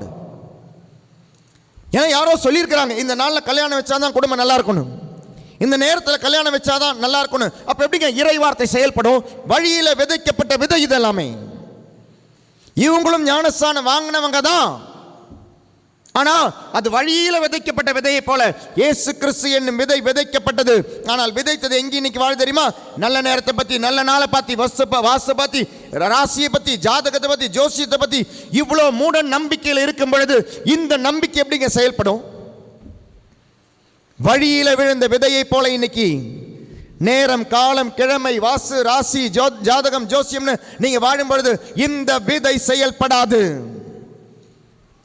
ஜாதி என்ற ஏற்றத்தாழ்வு உங்களுடைய மனசில் இருந்தால் இந்த விதை செயல்படாது. பணம் என்ற ஏற்றத்தாழ்வு இருந்தால், படிப்பு என்ற ஏற்றத்தாழ்வு இருந்தால், இப்படி பதட்டம் உள்ள மனசுல இந்த விதை செயல்படாது. கிளி வந்து கொத்திட்டு போயிடும் கண்டிப்பா. இந்த விதை செயல்படாது. இந்த விதை இன்னைக்கு இந்த ரெட்ரீட்டில் அட்டன் பண்ணுறீங்க, லைவாக இன்னைக்கு அட்டன் பண்ணிக்கிட்டு இருக்கீங்க, ஃபிசிக்கல் அட்டன் பண்ணுறீங்க, லைவில் அட்டன் பண்ணுறவங்க, இதுக்கு பிறகு ரெக்கார்டில் யூடியூப்பில் அட்டன் பண்ணுறவங்க இருப்பீங்க. யாராக இருந்தாலும் மேய்ச்சல் அன்பார்ந்தவர்களே, உங்களுடைய பைபிள் சொல்லுது, உங்களுடைய இந்த இறை வார்த்தை மனசில் போனது ஆண்டவர், அந்த ஆண்டவர் செயல்படணும். ஆக்டிவ் ஆகணும்னா என்னிலே இந்த உலகத்தினுடைய சிந்தனைகளும் உலகத்தினுடைய வார்த்தையும் இருந்தால் இறை வார்த்தையால் செயல்பட முடியாது. You are making him inactive. God is not inactive, you are making him inactive. ஆண்டவருக்கு செயல்படணும்னு இருக்குங்க. அதனால தான் நம்பி உங்களை தேர்ந்தெடுத்தார். நம்பி தேர்ந்தெடுத்தார், ஞானஸ்தானம் கொடுத்து தேர்ந்தெடுத்தார். ஆனால் நம்ம இன்றைக்கி நம்பிக்கை துரோகம் பண்ணுறோம். நம்பிக்கை, ஆண்டவரே உன்னையும் நம்புவேன், நல்ல நேரத்தையும் நம்புவேன், உன்னையும் நம்புவேன், நல்ல நாளையும் நம்புவேன், உன்னையும் நம்புவேன், வாஸ்துவையும் நம்புவேன். வழியில் போடப்பட்ட விதை. வாஸ்து கொத்திக்கிட்டு போச்சு, ஜாதகம் கொத்திக்கிட்டு போச்சு. நேற்று வந்த ஒரு அம்மா ரெட்ரீட்டுக்கு வந்தபோது ரொம்ப வேதனையோடு சொல்கிறாங்க, அவங்க கல்யாணம் முடிஞ்சு ஒரு வாரமோ ஒரு மாதமோ நம்ம ஒரு வாரம் தான் நினைக்கிறேன், ஒரு வாரத்தில் அந்த வீட்டில் யாரோ ஒருத்தர் இறந்துட்டாங்க. ஆனால் அவங்க, அதாவது இவங்க கல்யாணம் பண்ணாங்களே, அந்த வீட்டுக்காருக்கு ரொம்ப நெருக்கமானவர், மாமாவோ பெரியப்பாவோ யாரோ, அவர் தான் இவருக்கு எல்லா ஹெல்ப்பும் பண்ணார். கல்யாணம் முடிஞ்சு ஒரே வாரத்தில் அவர் இறந்துட்டார். இறந்த உடனே என்ன சொல்லிட்டாங்க, உன்னை கல்யாணம் பண்ணதுனால தான் அவர் இறந்துட்டார், அதனால் நீ உன் வீட்டுக்கு போய்டு. யோசிச்சு பாருங்கள். அப்போது மனுஷன் கொடுத்த வார்த்தை, இந்த மனுஷன் எப்படிங்க இறை வார்த்தை செயல்படும்? இவரும் ஞானஸ்தானம் எடுத்த கத்தோலிக்க திருச்சபையில் இருக்கிற மெம்பர் தான். இவருக்குள்ளேயும் போடப்பட்ட விதை எந்த விதை? இயேசு கிறிஸ்து என்னும் விதை தான். த seed is sown in him. ஆனால் அந்த சீடு செயல்பட மாட்டேங்குது. இதனால தான் இன்றைக்கி நம்ம நோயாளியாக இருக்கிறோம், இதனால தான் இன்றைக்கி பாவியாக இருக்கிறோம், இதனால தான் இன்றைக்கி நம்ம ஏழையாக இருக்கிறோம், இதனால தான் நம்ம இன்றைக்கி சோர்வில் இருக்கிறோம். காரணம் என்ன தெரியுமா? இயேசு கிறிஸ்து உங்களில் இல்லாததுனால கிடையாதுங்க. அந்த இயேசு கிறிஸ்துவை நீங்கள் சாம்பல் போட்டு சாரம் போட்டு மூடி வச்சுருக்கிறீங்க, சாம்பல் போட்டு மூடி வச்சுருக்கிறீங்க. அந்த நெருப்பு இருக்குது, ஆனால் அந்த நெருப்பு என்ன பண்ணிட்டோம்? சாம்பல் போட்டு மூடி வச்சிட்டோம். Price the lord. ஹல்லேலூயா, ஹல்லேலூயா, சத்தமா ஹல்லேலூயா. ஆக்டிவ் ஆகணும்னா இந்த இறை வார்த்தை நல்ல நிலத்தில் விழணும். அந்த நல்ல நிலத்தில் விழணும். இப்போ நீங்கள் எல்லோரும் இங்கே உட்காந்துக்கிட்டுறீங்க, அது நல்ல நிலமாக மாறட்டும். அதனால தான் மெதுவாக ஆணி அடிச்சுக்கிட்டு இருக்கிறோம், மெதுவாக டிராக்டர் ஓட்டிக்கிட்டு இருக்கிறோம். நீங்கள் செய்கிற அடிக்கடி ஒவ்வொரு பாவத்தை சொல்கிறோம். தியாலஜி சொல்லும்போது, தியரி சொல்லும்போது அடிக்கடி ஒரு அப்ளிகேஷன் சொல்கிறதுனுடைய காரணம் இப்போ உங்களுக்கு புரியும். பாருங்கள், இவர் தள்ளி வச்சிட்டார், அப்போ உங்களுடைய வாழ்க்கையில் அது அட்டாக் ஆகும். இப்படி செஞ்சேன்னா நானும் ஒரு முறை தியானத்துக்கு வந்த 2024 ஜூன் மாதம், நமக்கு எல்லா மாதமும் 3வது ஞாயிற்றுக்கிழமையில் ஒரு நாள் தியானம் இருக்குது. காலையில் 10 மணிக்கு ஆரம்பிப்போம், 2:30 முடியும். சாப்பிட்டுட்டு 3:40 போயிடுவாங்க. பாண்டிச்சேரியிலேருந்து வந்தவங்களும் இருக்கிறாங்க. 3வது ஞாயிற்றுக்கிழமையில் ஒரு நாள் தியானம். இப்போ இந்த 19ஆம் தேதி ஒரு நாள் தியானம் இருக்குது. வேலை இல்லாதவர்களுக்காக ஒன்றா சேர்ந்து ஜெபிக்க போகிறோம். அப்படி ஒரு நாள் ஒரு தியானத்துக்கு வந்தாங்க 2024 ஜூன் மாதம். ஏன் இந்த ஜூன் அவ்வளோ ஞாபகம் வச்சுருக்கிறேன்னா, அப்போ தான் பெந்தகோஸ்து திருவிழா முடிஞ்சிச்சு.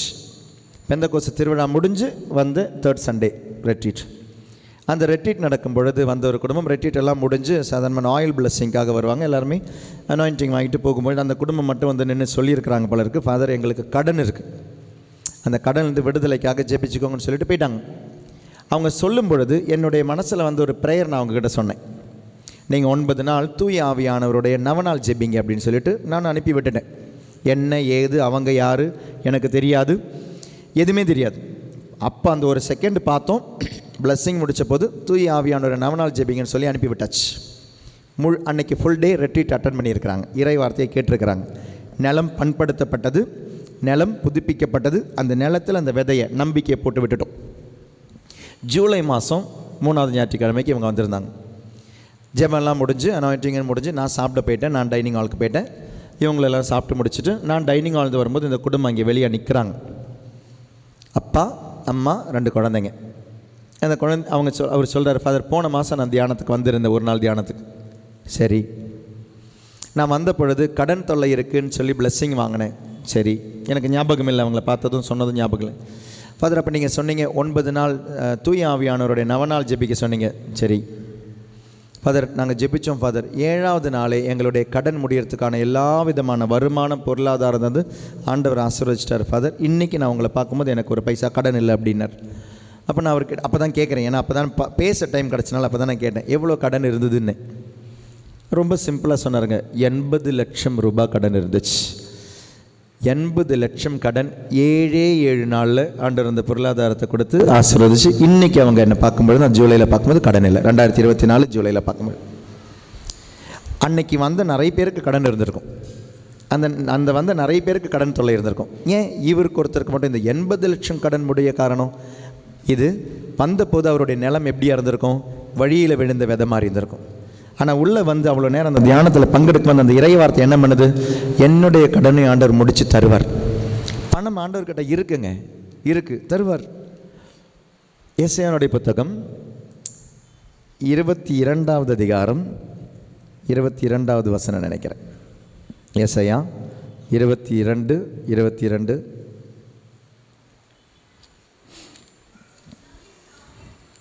கரெக்ட், அதுதான் 22 வாசிங்க. அந்நாளில் தாவீது குடும்பத்தாரின் திறவுகோலை, சாவி யார்கிட்ட இருக்கு? திறவுகோலை அவனுடைய தோள் மேல் வைப்பேன். அவன் திறப்பான், எவனும் பூட்ட மாட்டான். அவன் பூட்டுவான், எவனும் திறக்க மாட்டான். ஆண்டவர்கிட்ட இருக்குங்க, அந்த சாவி இருக்கு. அந்த சாவி உங்ககிட்ட கொடுத்துருவார்.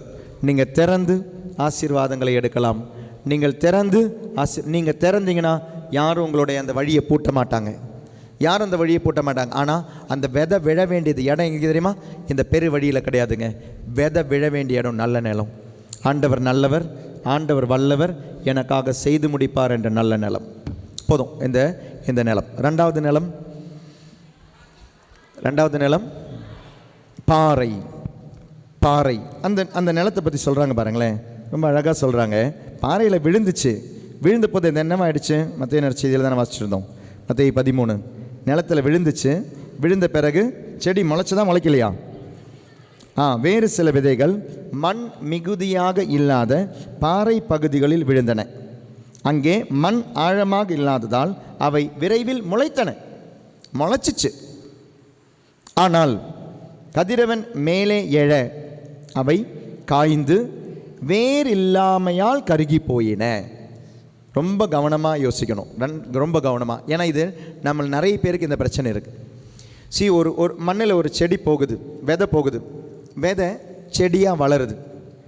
அதாவது அதனுடைய பிரான்ச்சஸ், அதனுடைய ஸ்டெம்மு, அதனுடைய லீவ்ஸ் இலைகள், அதனுடைய பிரான்ச் கிளைகள், அதனுடைய தண்டு ஸ்டெம் எல்லாமே மண்ணுக்கு மேலே இருக்குது. நல்லா கவனிக்கணும், மண்ணுக்கு மேலே இருக்குது. மண்ணுக்கு கீழே என்ன இருக்குது? வேர். அதாவது பார்க்க முடிகிற விஷயம் மண்ணுக்கு மேலே இருக்குது, பார்க்க முடியாத விஷயம் மண்ணுக்கு கீழே இருக்குது. இங்கே ஆண்டவர் என்ன சொல்ல வர்றாருன்னா, நான் விதைக்கும் பொழுது அது பாறையில் விழுது, மண்ணில் விழுது. மண்ணினுடைய ஆழம் இல்லாததுனால மேலே நல்லா இருக்குது, கீழே நல்லா இல்லை. பார்க்குற இடம் நல்லா இருக்கு, பார்க்காத இடம் நல்லா இல்லை. சிலவங்க வார்த்தையை கேட்கும் பொழுது வெளிப்புறமாக சூப்பராக இருக்கிறோங்க. இதை மாதிரி ஒரு பக்திமானே கிடையாது, இது மாதிரி ஒரு பக்தி உமனே கிடையாது, இதை மாதிரி பக்தியான ஃபாதரே கிடையாது, இதை மாதிரி பக்தியான சிஸ்டரே கிடையாது. மற்றவங்க பார்க்குற ஒரு வாழ்க்கையில் நம்ம சூப்பராக இருக்கிறோம், வெளி தோற்றம். ஆனால் வேறு, அதாவது என்னுடைய ப்ரைவேட் லைஃப்பில் நான் எப்படி இருக்கிறேன், என்னுடைய ரகசியமான வாழ்க்கையில் நான் எப்படி இருக்கிறேன். என்னுடைய ரகசியமான வாழ்க்கையில் ஆழம் இல்லாததுனால வெளிப்புறையாக 1000 மணி ஜெபமாலை ஜெபிக்கிறேன், 10,000 மணி ஜெபமாலை ஜெபிக்கிறேன், கோயில்னு சுற்றுறேன், திருத்தலமாக சுற்றுறேன். வெளிப்புறம் சூப்பர், ஆனால் ரொம்ப நாள் சரியாகாதுங்க. கதிரவன் மேலே வரும் பொழுது நான் நல்லவன் சுற்றிக்கிட்டு இருக்கிறேன். நல்லவர் என்னும் கதிரவன் மேலே வரும் பொழுது தான் நான் கருகி போயிடுவேன். ஏன் தெரியுமா? வேறு இல்லை, என் பர்சனல் லைஃப் சரியில்லை, என்னுடைய ரகசிய ஜெபங்கள் சரியில்லை, என்னுடைய தனிப்பட்ட ஜெப வாழ்க்கை சரி கிடையாது. நான் மற்றவங்க முன்னால் ட்ராமா போட்டுக்கிட்டு இருக்கிறேன். இந்த ட்ராமா அதான் இறை வார்த்தை. நிறைய பேர் பாருங்களேன், வெளியெல்லாம் சூப்பராக இருக்கும், ஆனால் உங்கள் வீடு சில இந்த என்ன சொல்கிறது, சில இந்த தியான மையத்தில் ஊழியம் செய்கிறவங்க, இந்த தியான மையத்தில் சில டைம் பிரசங்கம் வைக்கிறவங்க, இந்த கோயிலில் ஜெபிக்கிறவங்க, சில டைம் இந்த மரியாயன் சேனை, மாதா சபை, இப்படி நிறைய விஷயங்கள் வெளியே நிறையா இருக்கும். எனக்கே தெரிஞ்ச 2 குடும்பம். அதில் ஒரு குடும்பம், அந்த அப்பா அந்த குடும்பத்தை பார்த்துக்கவே இல்லைங்க. அந்த பொண்ணுடைய கல்யாணம், அதாவது அவர் ஒரு ஊழியக்காரன்னு போயிட்டார் தியான மையங்களுக்கு. ஊழியக்காரன்னு சொல்லி பைபிளை தூக்கிட்டு போயிட்டார். அந்த குடும்பத்தை பார்த்துக்கவே இல்லை. அந்த குடும்பத்தில் 2 பொண்ணுங்க. பெரிய பொண்ணுடைய கல்யாணம் அம்மா பல இடங்கள்லேருந்து பணம் கடன் வாங்கி நடத்திக்கிட்டு இருந்தாங்க. 2வது பொண்ணு அப்பவும் படிச்சுக்கிட்டு இருக்கிறான். பைபிளை தூக்கிட்டு போயிட்டாருங்க இவர். ஊருக்கு உபதேசி, ஆனால் வீட்டில் பார்த்தீங்கன்னா, ஆனால் நல்ல குடும்பம். அவங்களுக்கு ஜெபம் இருந்தனால அந்த குடும்பம் தப்பிச்சிச்சு. இல்லை அவங்க ஜெபத்தையே வெறுத்திருப்பாங்க. நீங்கள் சில டைம் பைபிளை அன்பு செய்யும் பொழுது உங்களுடைய குடும்பம் உங்களுடைய பைபிளை வெறுக்குதுன்னா, நீங்கள் வெறுக்க வைக்கிறீங்கன்னா யோசிக்க வேண்டிய விஷயம். நான் மாதா சபை, மரியாயின் சேனை, பங்கு பேரை, கொயரு, தியான மையம் இப்படின்னு சொல்லி போயிட்டே இருக்கிறேன். என்னுடைய வீட்டில் அந்த ஆன்மீகம் என்னால் கொடுக்க முடியலன்னா உங்கள் வேறு மோசமாக இருக்குது, உங்களுடைய இன்சைடு மோசமாக இருக்குது, உங்கள் பர்சனல் லைஃப், பர்சனல் ப்ரேயர் மோசமாக இருக்குது. Public life super. வெளியே பார்த்தீங்கன்னா வர்கீஸ் ஃபாதர் நல்ல ஃபாதர், ஜோஜப் ஃபாதர்கிட்ட கேட்டு பாருங்கள், அவர் சொன்னால் ஓகே. ஏன்னா என் கூட வாழ்கிறவர், 24 மணி நேரம் என் கூட இருக்கிறவர். அப்போ அவருக்கு தெரியும் என்னுடைய ஜெபம் என்ன, என்னுடைய வாழ்க்கை என்ன, நான் எப்படி பேசுகிறேன், நான் எப்படி செயல்படுறேன், நான் எப்படி சிரிக்கிறேன், நான் நல்லவனாக இருக்கிறேனா, நான் ஏமாத்துறேனா, என் கூட இருக்கிறவங்களுக்கு தான் தெரியும் என்னுடைய பர்சனல் லைஃப். இனி சில டைம் அவருக்கும் தெரியாத சில விஷயங்கள் எனக்கு இருக்கலாம். என்னுடைய ஏன்னா எங்களுக்கு எல்லாமே தனி ரூம் தான், என்னுடைய விஷயங்கள் இருக்கலாம். நான் எப்படி மொபைலை பார்க்குறேன் அவருக்கு தெரியாது, நான் எப்படி மொபைல் நான் யூஸ் பண்ணுறேன் அவருக்கு தெரியாது, நான் யார் கூட பேசுகிறேன் அவருக்கு தெரியாது. என்னுடைய பர்சனல் லைஃப் சரியில்லைனா இந்த 2வது நிலத்தில் விழுந்த விதைங்க. அதனால் வெளிப்புறமாக நீங்கள் ஒரு சூப்பர் மோடியாக இருக்கலாம், ஆனால் உள்ள நீங்கள் யார்? Praise the lord. Hallelujah, hallelujah, hallelujah. நான் உன்னை விட்டு விலகுவதில்லை, நான் உன்னை என்றும் கைவிடுவதில்லை, நான் உன்னை விட்டு விலகுவதில்லை, நான் உன்னை என்றும் கைவிடுவதில்லை. நான் உன்னை காண்கின்ற தேவன், கண்மணி போல் உன்னை காப்பேன். பாசமா சொல்றார்ல, நான் உன்னை காண்கின்ற தேவன், கண்மணி போல் உன்னை காப்பேன், நான் உன்னை விட்டு விலகுவதில்லை, நான் உன்னை என்றும் கைவிடுவதில்லை. அதனால் வசனத்தை புரிஞ்சுக்கணும், புரிஞ்சிக்கிற வசனத்தை வாழணும். வாழலை அப்படின்னா நம்ம பெரிய ஒரு தோல்வியாக இருப்போம். வசனம் நம்ம ப்ரீச் பண்ணுற ஆளாக இருக்கலாம், வசனம் பயங்கரமாக மனப்பாடம் பண்ணுற வாசிக்கிற ஆளாக இருக்கலாம். But if you are not following the வசனம், வாழ்க்கையாக மாறலாம் ரொம்ப டேஞ்சர். சில டைம் கொஞ்சம் நக்கலாக, இல்லைனா கொஞ்சம் அதில் கொஞ்சம் உண்மையும் இருக்குது. ஒரு 2-3 வருஷத்துக்கு ஒரு ஆளை தியான மையத்துக்கு அனுப்பி விட்டால் போதுங்க, இருக்கிற விசுவாசம் கூட அவருக்கு போயிடும். தியான மையத்துக்கு போயிட்டு வர்றது வேறங்க, தியான மையத்தில் ஒரு 2-3 வருஷம் அப்படியே அங்கேயே இருக்க ஆரம்பிச்சிட்டாங்கன்னு வச்சுக்கோங்க, வாழ ஆரம்பிச்சிட்டாங்கன்னு வச்சுக்கோங்க, அப்புறம் இறையச்சம் அப்படின்றதே போயிடும். அதனால் இறை வார்த்தையை கேட்டு அதை வாழ்பவர்களாக இருக்க வேண்டும். கேட்டு அந்த இறை வார்த்தையை கடைப்பிடிப்பவர்களாக நீங்கள் பொய்யர் தான். மூணாவது எங்கே விழுது? முள் செடியில் விழுது. அந்த முள் செடியில் விழுற விதை ஏன் அது அழிஞ்சு போகுது அப்படின்றத பைபிளே சொல்லுது. என்ன காரணம்? முள் செடியில் விழுற விதை காரணம் என்ன? 8வது வசனம், 7வது வசனம். மற்ற சில விதைகள் முட்செடிகளின் இடையே விழுந்தன, முட்செடிகள் வளர்ந்து அவற்றை நெருக்கிவிட்டன, ஆனால் இன்னும் சில விதைகள் நல்ல நிலத்தில் விழுந்தன. ஓகே, இது ஏன் இது பிரச்சனை இதுக்கு வந்தது அப்படின்றது அடுத்த செக்ஷனில் விளக்கத்தில் சொல்கிறாரு. பாருங்களேன், விளக்கத்தை சொல்கிறாரு. இங்கேயும் சொல்வார், மார்க் நற்செய்தியில் ஒரு எக்ஸ்ட்ரா கூட சொல்வார். ஏன் இந்த முள்செடியில் இருந்த விதைகள் அது பலன் தரவில்லை என்று. ஊமையினுடைய விளக்கம் கீழே 22வது வசனம், 13வது அதிகாரம் 22வது வசனம். முட்செடிகளுக்கு இடையில் விதைக்கப்பட்ட விதைகளுக்கு ஒப்பானோர் வார்த்தையை கேட்பவராய் இருந்தும் உலக கவலையும் செல்வ மாயையும் அவ்வார்த்தையை நெருக்கி விடுவதால். 2 காரணம் இங்கே சொல்கிறாரு. மார்க் நற்செய்தியில் பார்த்தீங்கன்னா 3 காரணம் சொல்லுவாங்க. 1 உலக கவலை, 2 செல்வத்தின் மாயை, 3 தீய ஆசை. இந்த 3 காரணங்களால் என்ன ஆகுதான், நம்ம கேட்குற வசனம் இப்போ கேட்டு போகிறீங்களா, போகும்போது இங்கேருந்து வெளியேந்து போகும்போது நீங்கள் யோசிக்கிறீங்க, இனிமே நான் நல்லவனாக வாழ்வேன்டா, இனிமே நான் நல்லவளாக இருப்பேன், இன்னி பாரு நான் பைபிளை வாசிப்பேன், இனி நான் பைபிளை தான் ஃபாலோ பண்ணுவேன். அப்படியே அந்த விசுவாசம் எப்படி பற்றி எரியுது. எங்கே? கோயிலில் இப்போ பிரசங்கம் வைக்கும்போது, இனி பாரு நான் பைபிளில் இதுக்கு எதிராக எதையுமே செய்ய மாட்டேன், பைபிள் தான் எனக்கு எல்லாமே இப்படின்னு சொல்லிட்டு நீங்கள் இங்கிருந்து வெளியே போகிறீங்க.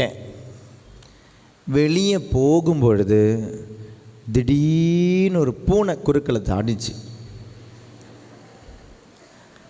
பூனை குறுக்கே தாண்டிச்சுன்னா என்ன பண்ணுவோம்?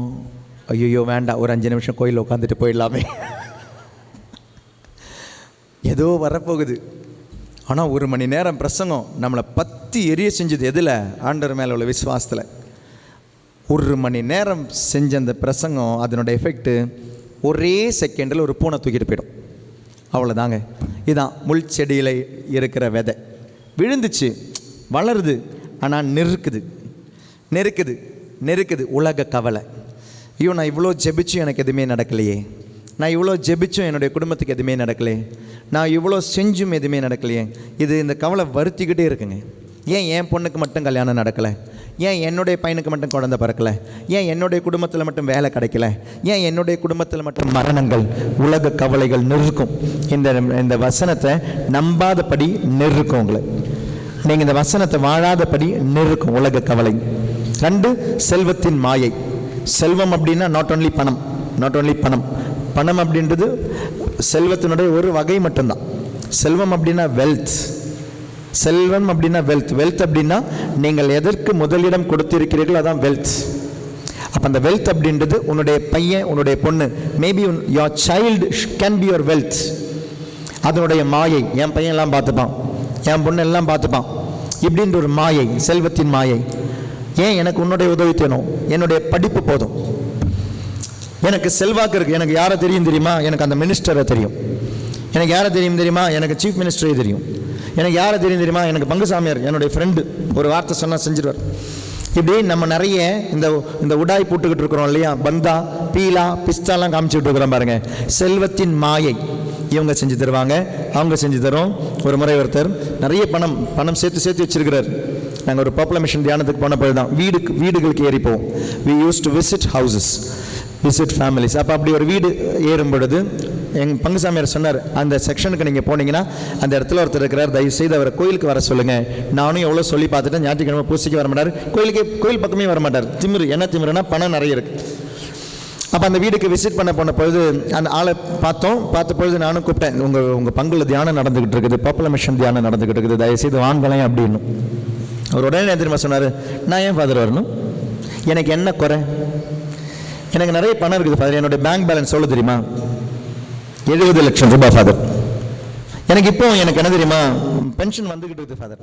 நான் ஏன் கோயிலுக்கு வரணும்? அப்போ கோயிலுக்கு வர்றது பணத்துக்காக நினச்சிக்கிட்டு இருக்கிறாங்க. கடவுள்கிட்ட வந்தால் பணம் கிடைக்கும்.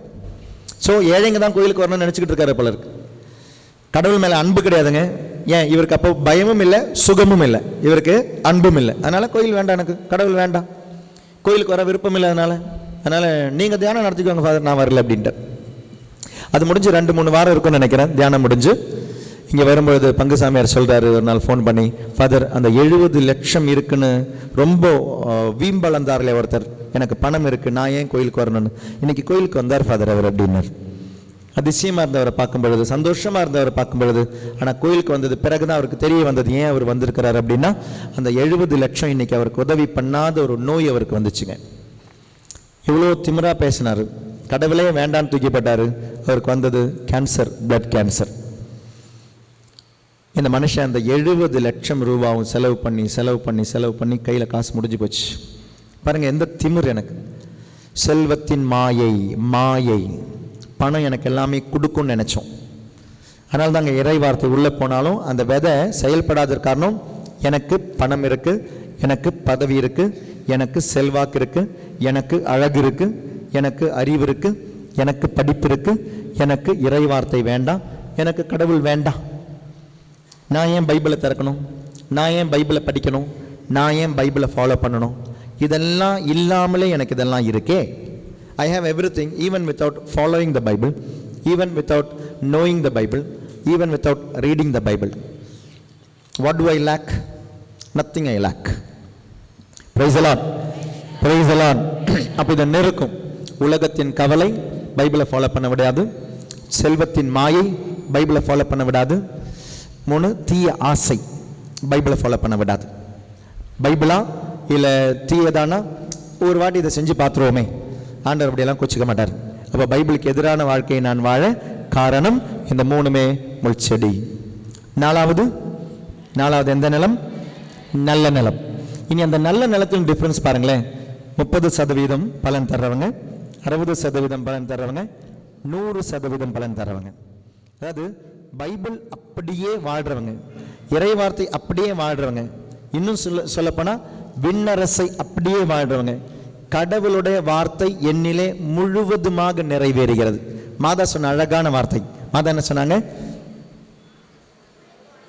இதோ ஆண்டவருடைய அடிமை, உம் வார்த்தையின் படி எனக்கு நடக்கட்டும். பாருங்க, இதாங்க இறை அரசு. She is a very best example for இறை அரசு நிறைவேறிய இடம். இறை அரசு நிறைவேறிய அழகான இடம் அன்னை மரியாள். உமது வார்த்தையின் படி எனக்கு நடக்கட்டும். நீங்க அந்த வார்த்தையை கொஞ்சம் யோசிச்சு பார்த்தீங்கன்னா முட்டாள்தனமான ப்ராமிஸ். அது உலகத்தின் கண்களிலே முட்டாள்தனமான ப்ராமிஸ். என்ன? ஒரு ஆண் மகன் இல்லாமல் இந்த பெண் குழந்தையை பெற்றெடுப்பாள், உனக்கு ஒரு குழந்தை பிறக்கும். நம்ம என்ன சொல்லியிருப்போம்? ஃபாதர் ஏதோ ஒரு கனவு வந்தது ஃபாதர், கெட்ட கனவு வந்துச்சு ஃபாதர் எனக்கு நேற்று அப்படின்றது இருப்போம். மாதாவும் அப்படி நினச்சிருங்க, கெட்ட கனவன். மாதா கெட்ட கனவுன்னு நினைக்கலங்க, மாதா இது நிறைவேறும்னு நினச்சாங்க. நிறைவேறும். மாதாவை பற்றி எலிசபெத் சொல்கிற ரொம்ப ரொம்ப ரொம்ப அழகான ஒரு வார்த்தை. லூக்கானார் செய்தி எடுங்க, 1வது அதிகாரம், 1வது அதிகாரம். மாதாவை பார்த்து எலிசபெத் அம்மாள் சொல்கிற சூப்பரான ஒரு நற்செய்தி. ஆண்டவர் 45வது திருவசனம். ஆண்டவர் உமக்கு சொன்னவை நிறைவேறும் என்று நம்பிய நீர் பேறு பெற்றவள். என்ன அழகான வார்த்தை பாருங்களேன். இந்த பைபிளை வச்சு உங்களால் சொல்ல முடியுமா? ஆண்டவர் எனக்கு சொன்ன வார்த்தை நிறைவேறும்னு நான் நம்புறேன். இந்த இறை வார்த்தை என்னிலே நிறைவேறும். அவங்களுக்கு இவங்களுக்கு நிறைவேறுது, அது நிறைவேறட்டும். It will be fulfilled in me. இதாங்க நம்பிக்கை. 100%. 100%. இதில் இருக்கிற இறை வார்த்தை ஆறுதலுக்காக எழுதப்பட்டது அல்ல. இதில் இருக்கிற இறை வார்த்தை promises are to be fulfilled in me. என்னிலே நிறைவேறும். என்ன அழகான வார்த்தை, என்ன அழகான ஒரு சர்டிபிகேட். ஆண்டவர் உனக்கு சொன்னவை நிறைவேறும் என்று நம்பிய நீர் பேறு பெற்றவள்.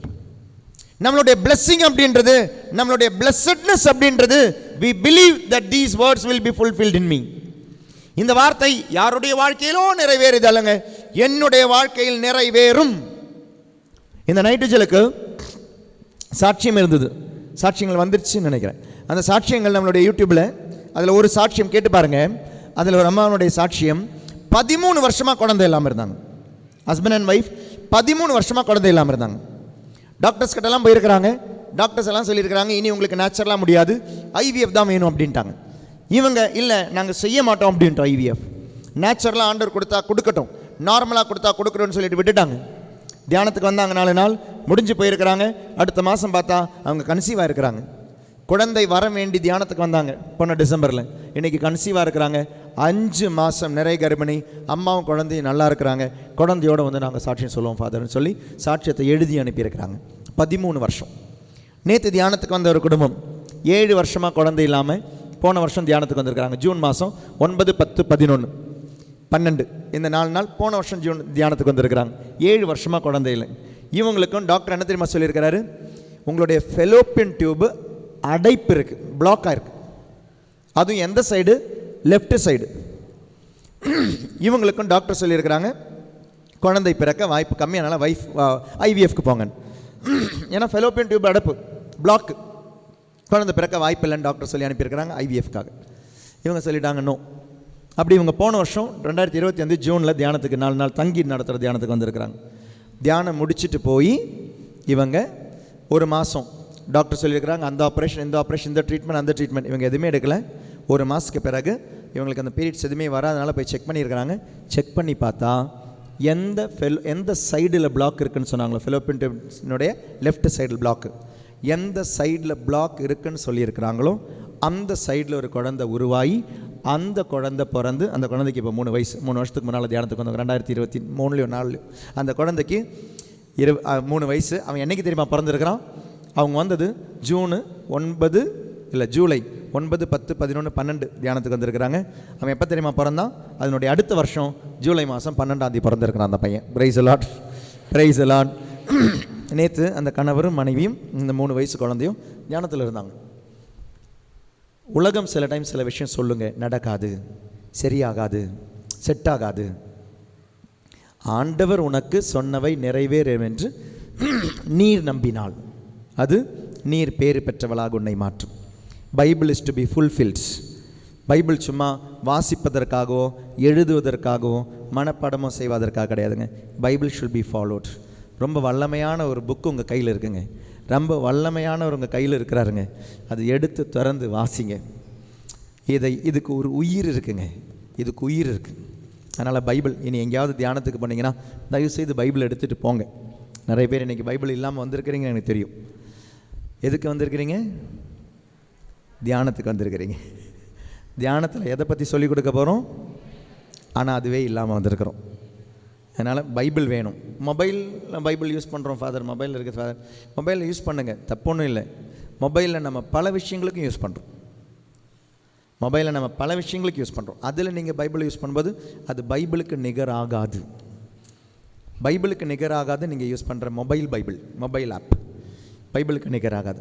உங்களுடைய பைபிள் அப்படின்ற பொழுது இந்த பைபிளில் நீங்கள் பார்த்தீங்கன்னா, நான் ஈஸியாக சொன்ன அந்த எஸ்ஐயா 22 கொஞ்சம் டவுட்டாக தான் சொன்னேன். ஆனால் நான் எடுத்து பார்த்தேன். ஏன்னா எனக்கு தெரியும் எந்த இடத்துல இருக்குன்னு தெரியும், எந்த சைடு இருக்குன்னு தெரியும். ஏன்னா நான் அதை அண்டர்லைன் பண்ணி வச்சுருக்கிறேன். ஏன்னா இது என்னுடைய பைபிள். இதில் என்னுடைய ஜெபங்கள் இருக்குது, இதில் என்னுடைய வேதனைகள் இருக்குது, இதில் என்னுடைய கண்ணீர் இருக்குது, இதில் என்னுடைய சந்தோஷம் இருக்குது, இதில் என்னுடைய நன்றி இருக்குது. இதெல்லாமே சேர்ந்து தான் என்னுடைய பைபிள். இந்த புக். அப்படி உங்களுடைய மொபைல் ஆகாது. Price the Lord, price the Lord, price the Lord. அதனால் பைபிளில் இருப்பது வெறும் வார்த்தைகள் அல்ல, பைபிளில் இருப்பது உயிருள்ளவர். அந்த உயிருள்ளவர் விதைக்கப்பட வேண்டியது நல்ல நிலத்தில். அதிலும் 100, சில டைம் 60, சில டைம் 30. சிலவங்க வாழ்க்கையை முழுசாக கொடுத்தவங்க இருக்கிறாங்க. மதர் தெரேசா பைபிளில் ஒரு வார்த்தை தாங்க கேட்டாங்க. அந்த ஒரு வார்த்தை ஆக்னஸை மதர் தெரேசாவை மாற்றிச்சு. ஒரே ஒரு வார்த்தை தான். சிறியவர்களுக்கு ஒருவருக்கு நீர் இதை செய்து கொடுக்கும் பொழுது எனக்கே செய்தின்ற வார்த்தை அந்த அந்த அந்த சின்ன பொண்ணை மாற்றிச்சுங்க. உலகுக்கு ரொம்ப அழகானவங்கெல்லாம் கிடையாது, ரொம்ப குள்ளமான பொண்ணு தான். ஆனால் இன்றைக்கி உலகம் போற்றும் ஒரு புனிதையாக மாற்றினது பைபிளில் ஒரு வசனம். 100% இதாங்க 100% பலன் தரும் நிலமாக மதர் தெரேசா மாறினாங்க. பிரான்சிஸ் அசிசியார் கேட்டது ஒரு வார்த்தை. அவங்களுடைய அப்பாவுக்கு இவரை பெரிய ஒரு போர் வீரராக மாற்றணும்னு ஆசை இருந்துச்சு. ஒரு நாள் இவருடைய கனவில், இதெல்லாம் செஞ்சுட்டு நீ என்ன செய்ய போகிறேன்? அசிசியார் பட்டு வியாபாரியினுடைய மகன், அவ்வளோ சொத்து, அவ்வளோ பணம், எல்லாத்தையுமே விட்டுட்டு துணி இல்லாமல் நின்னாருங்க. ஒரு சொட்டு துணி இல்லாமல் நின்ன பொழுது, ஏன்னா அப்பா சொன்னார், நீ என்ன ஃபாதரை போறியா, எல்லாத்தையும் விட்டுட்டு போறியா, நீ போட்டிருக்கிற ட்ரெஸ்ஸு எந்த அப்படின்னார்.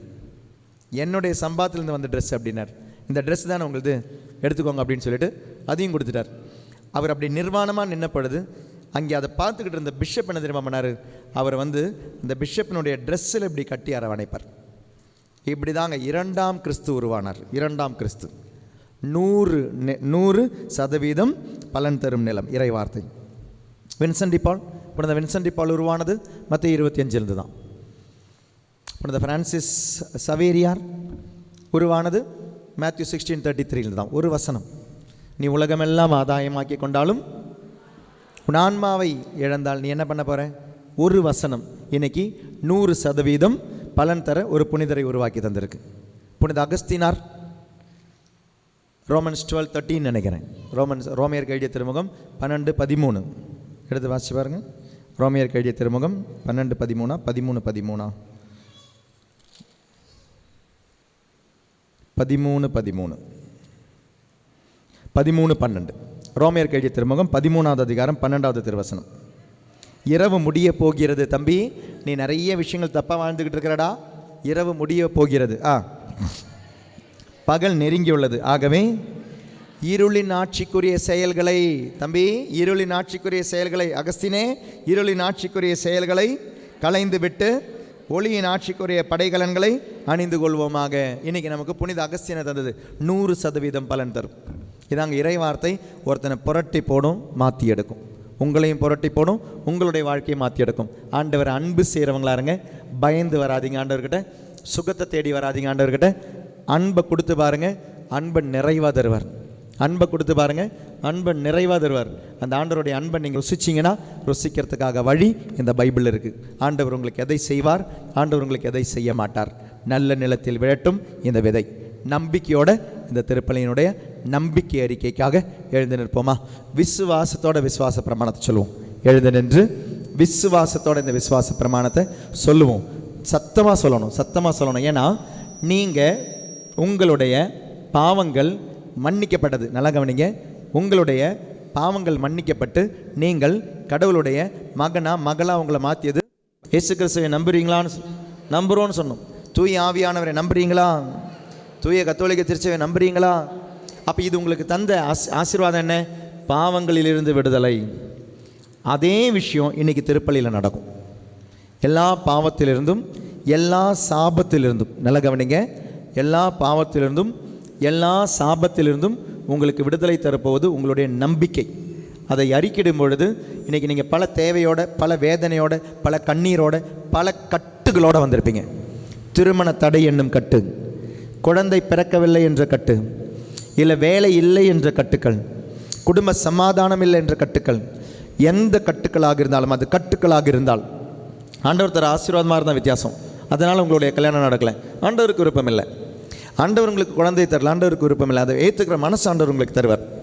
அதனால் நோய்களும் கட்டுகளும் விடுதலை வேணும்னா விசுவாசத்தோட இந்த விசுவாச பிரமாணத்தை இன்றைக்கி மட்டும் இல்லைங்க, என்னைக்கெல்லாம் இனி திருப்பலியில் பங்கெடுக்கிறீங்களோ, என்னைக்கெல்லாம் விசுவாச பிரமாணத்தை சொல்ல போகிறீங்களோ, நம்பிக்கையோடு இந்த நம்பிக்கை அறிக்கிட்டு பாருங்களேன், இந்த நிமிஷம் உங்களுடைய கட்டுக்கள் உடையும்.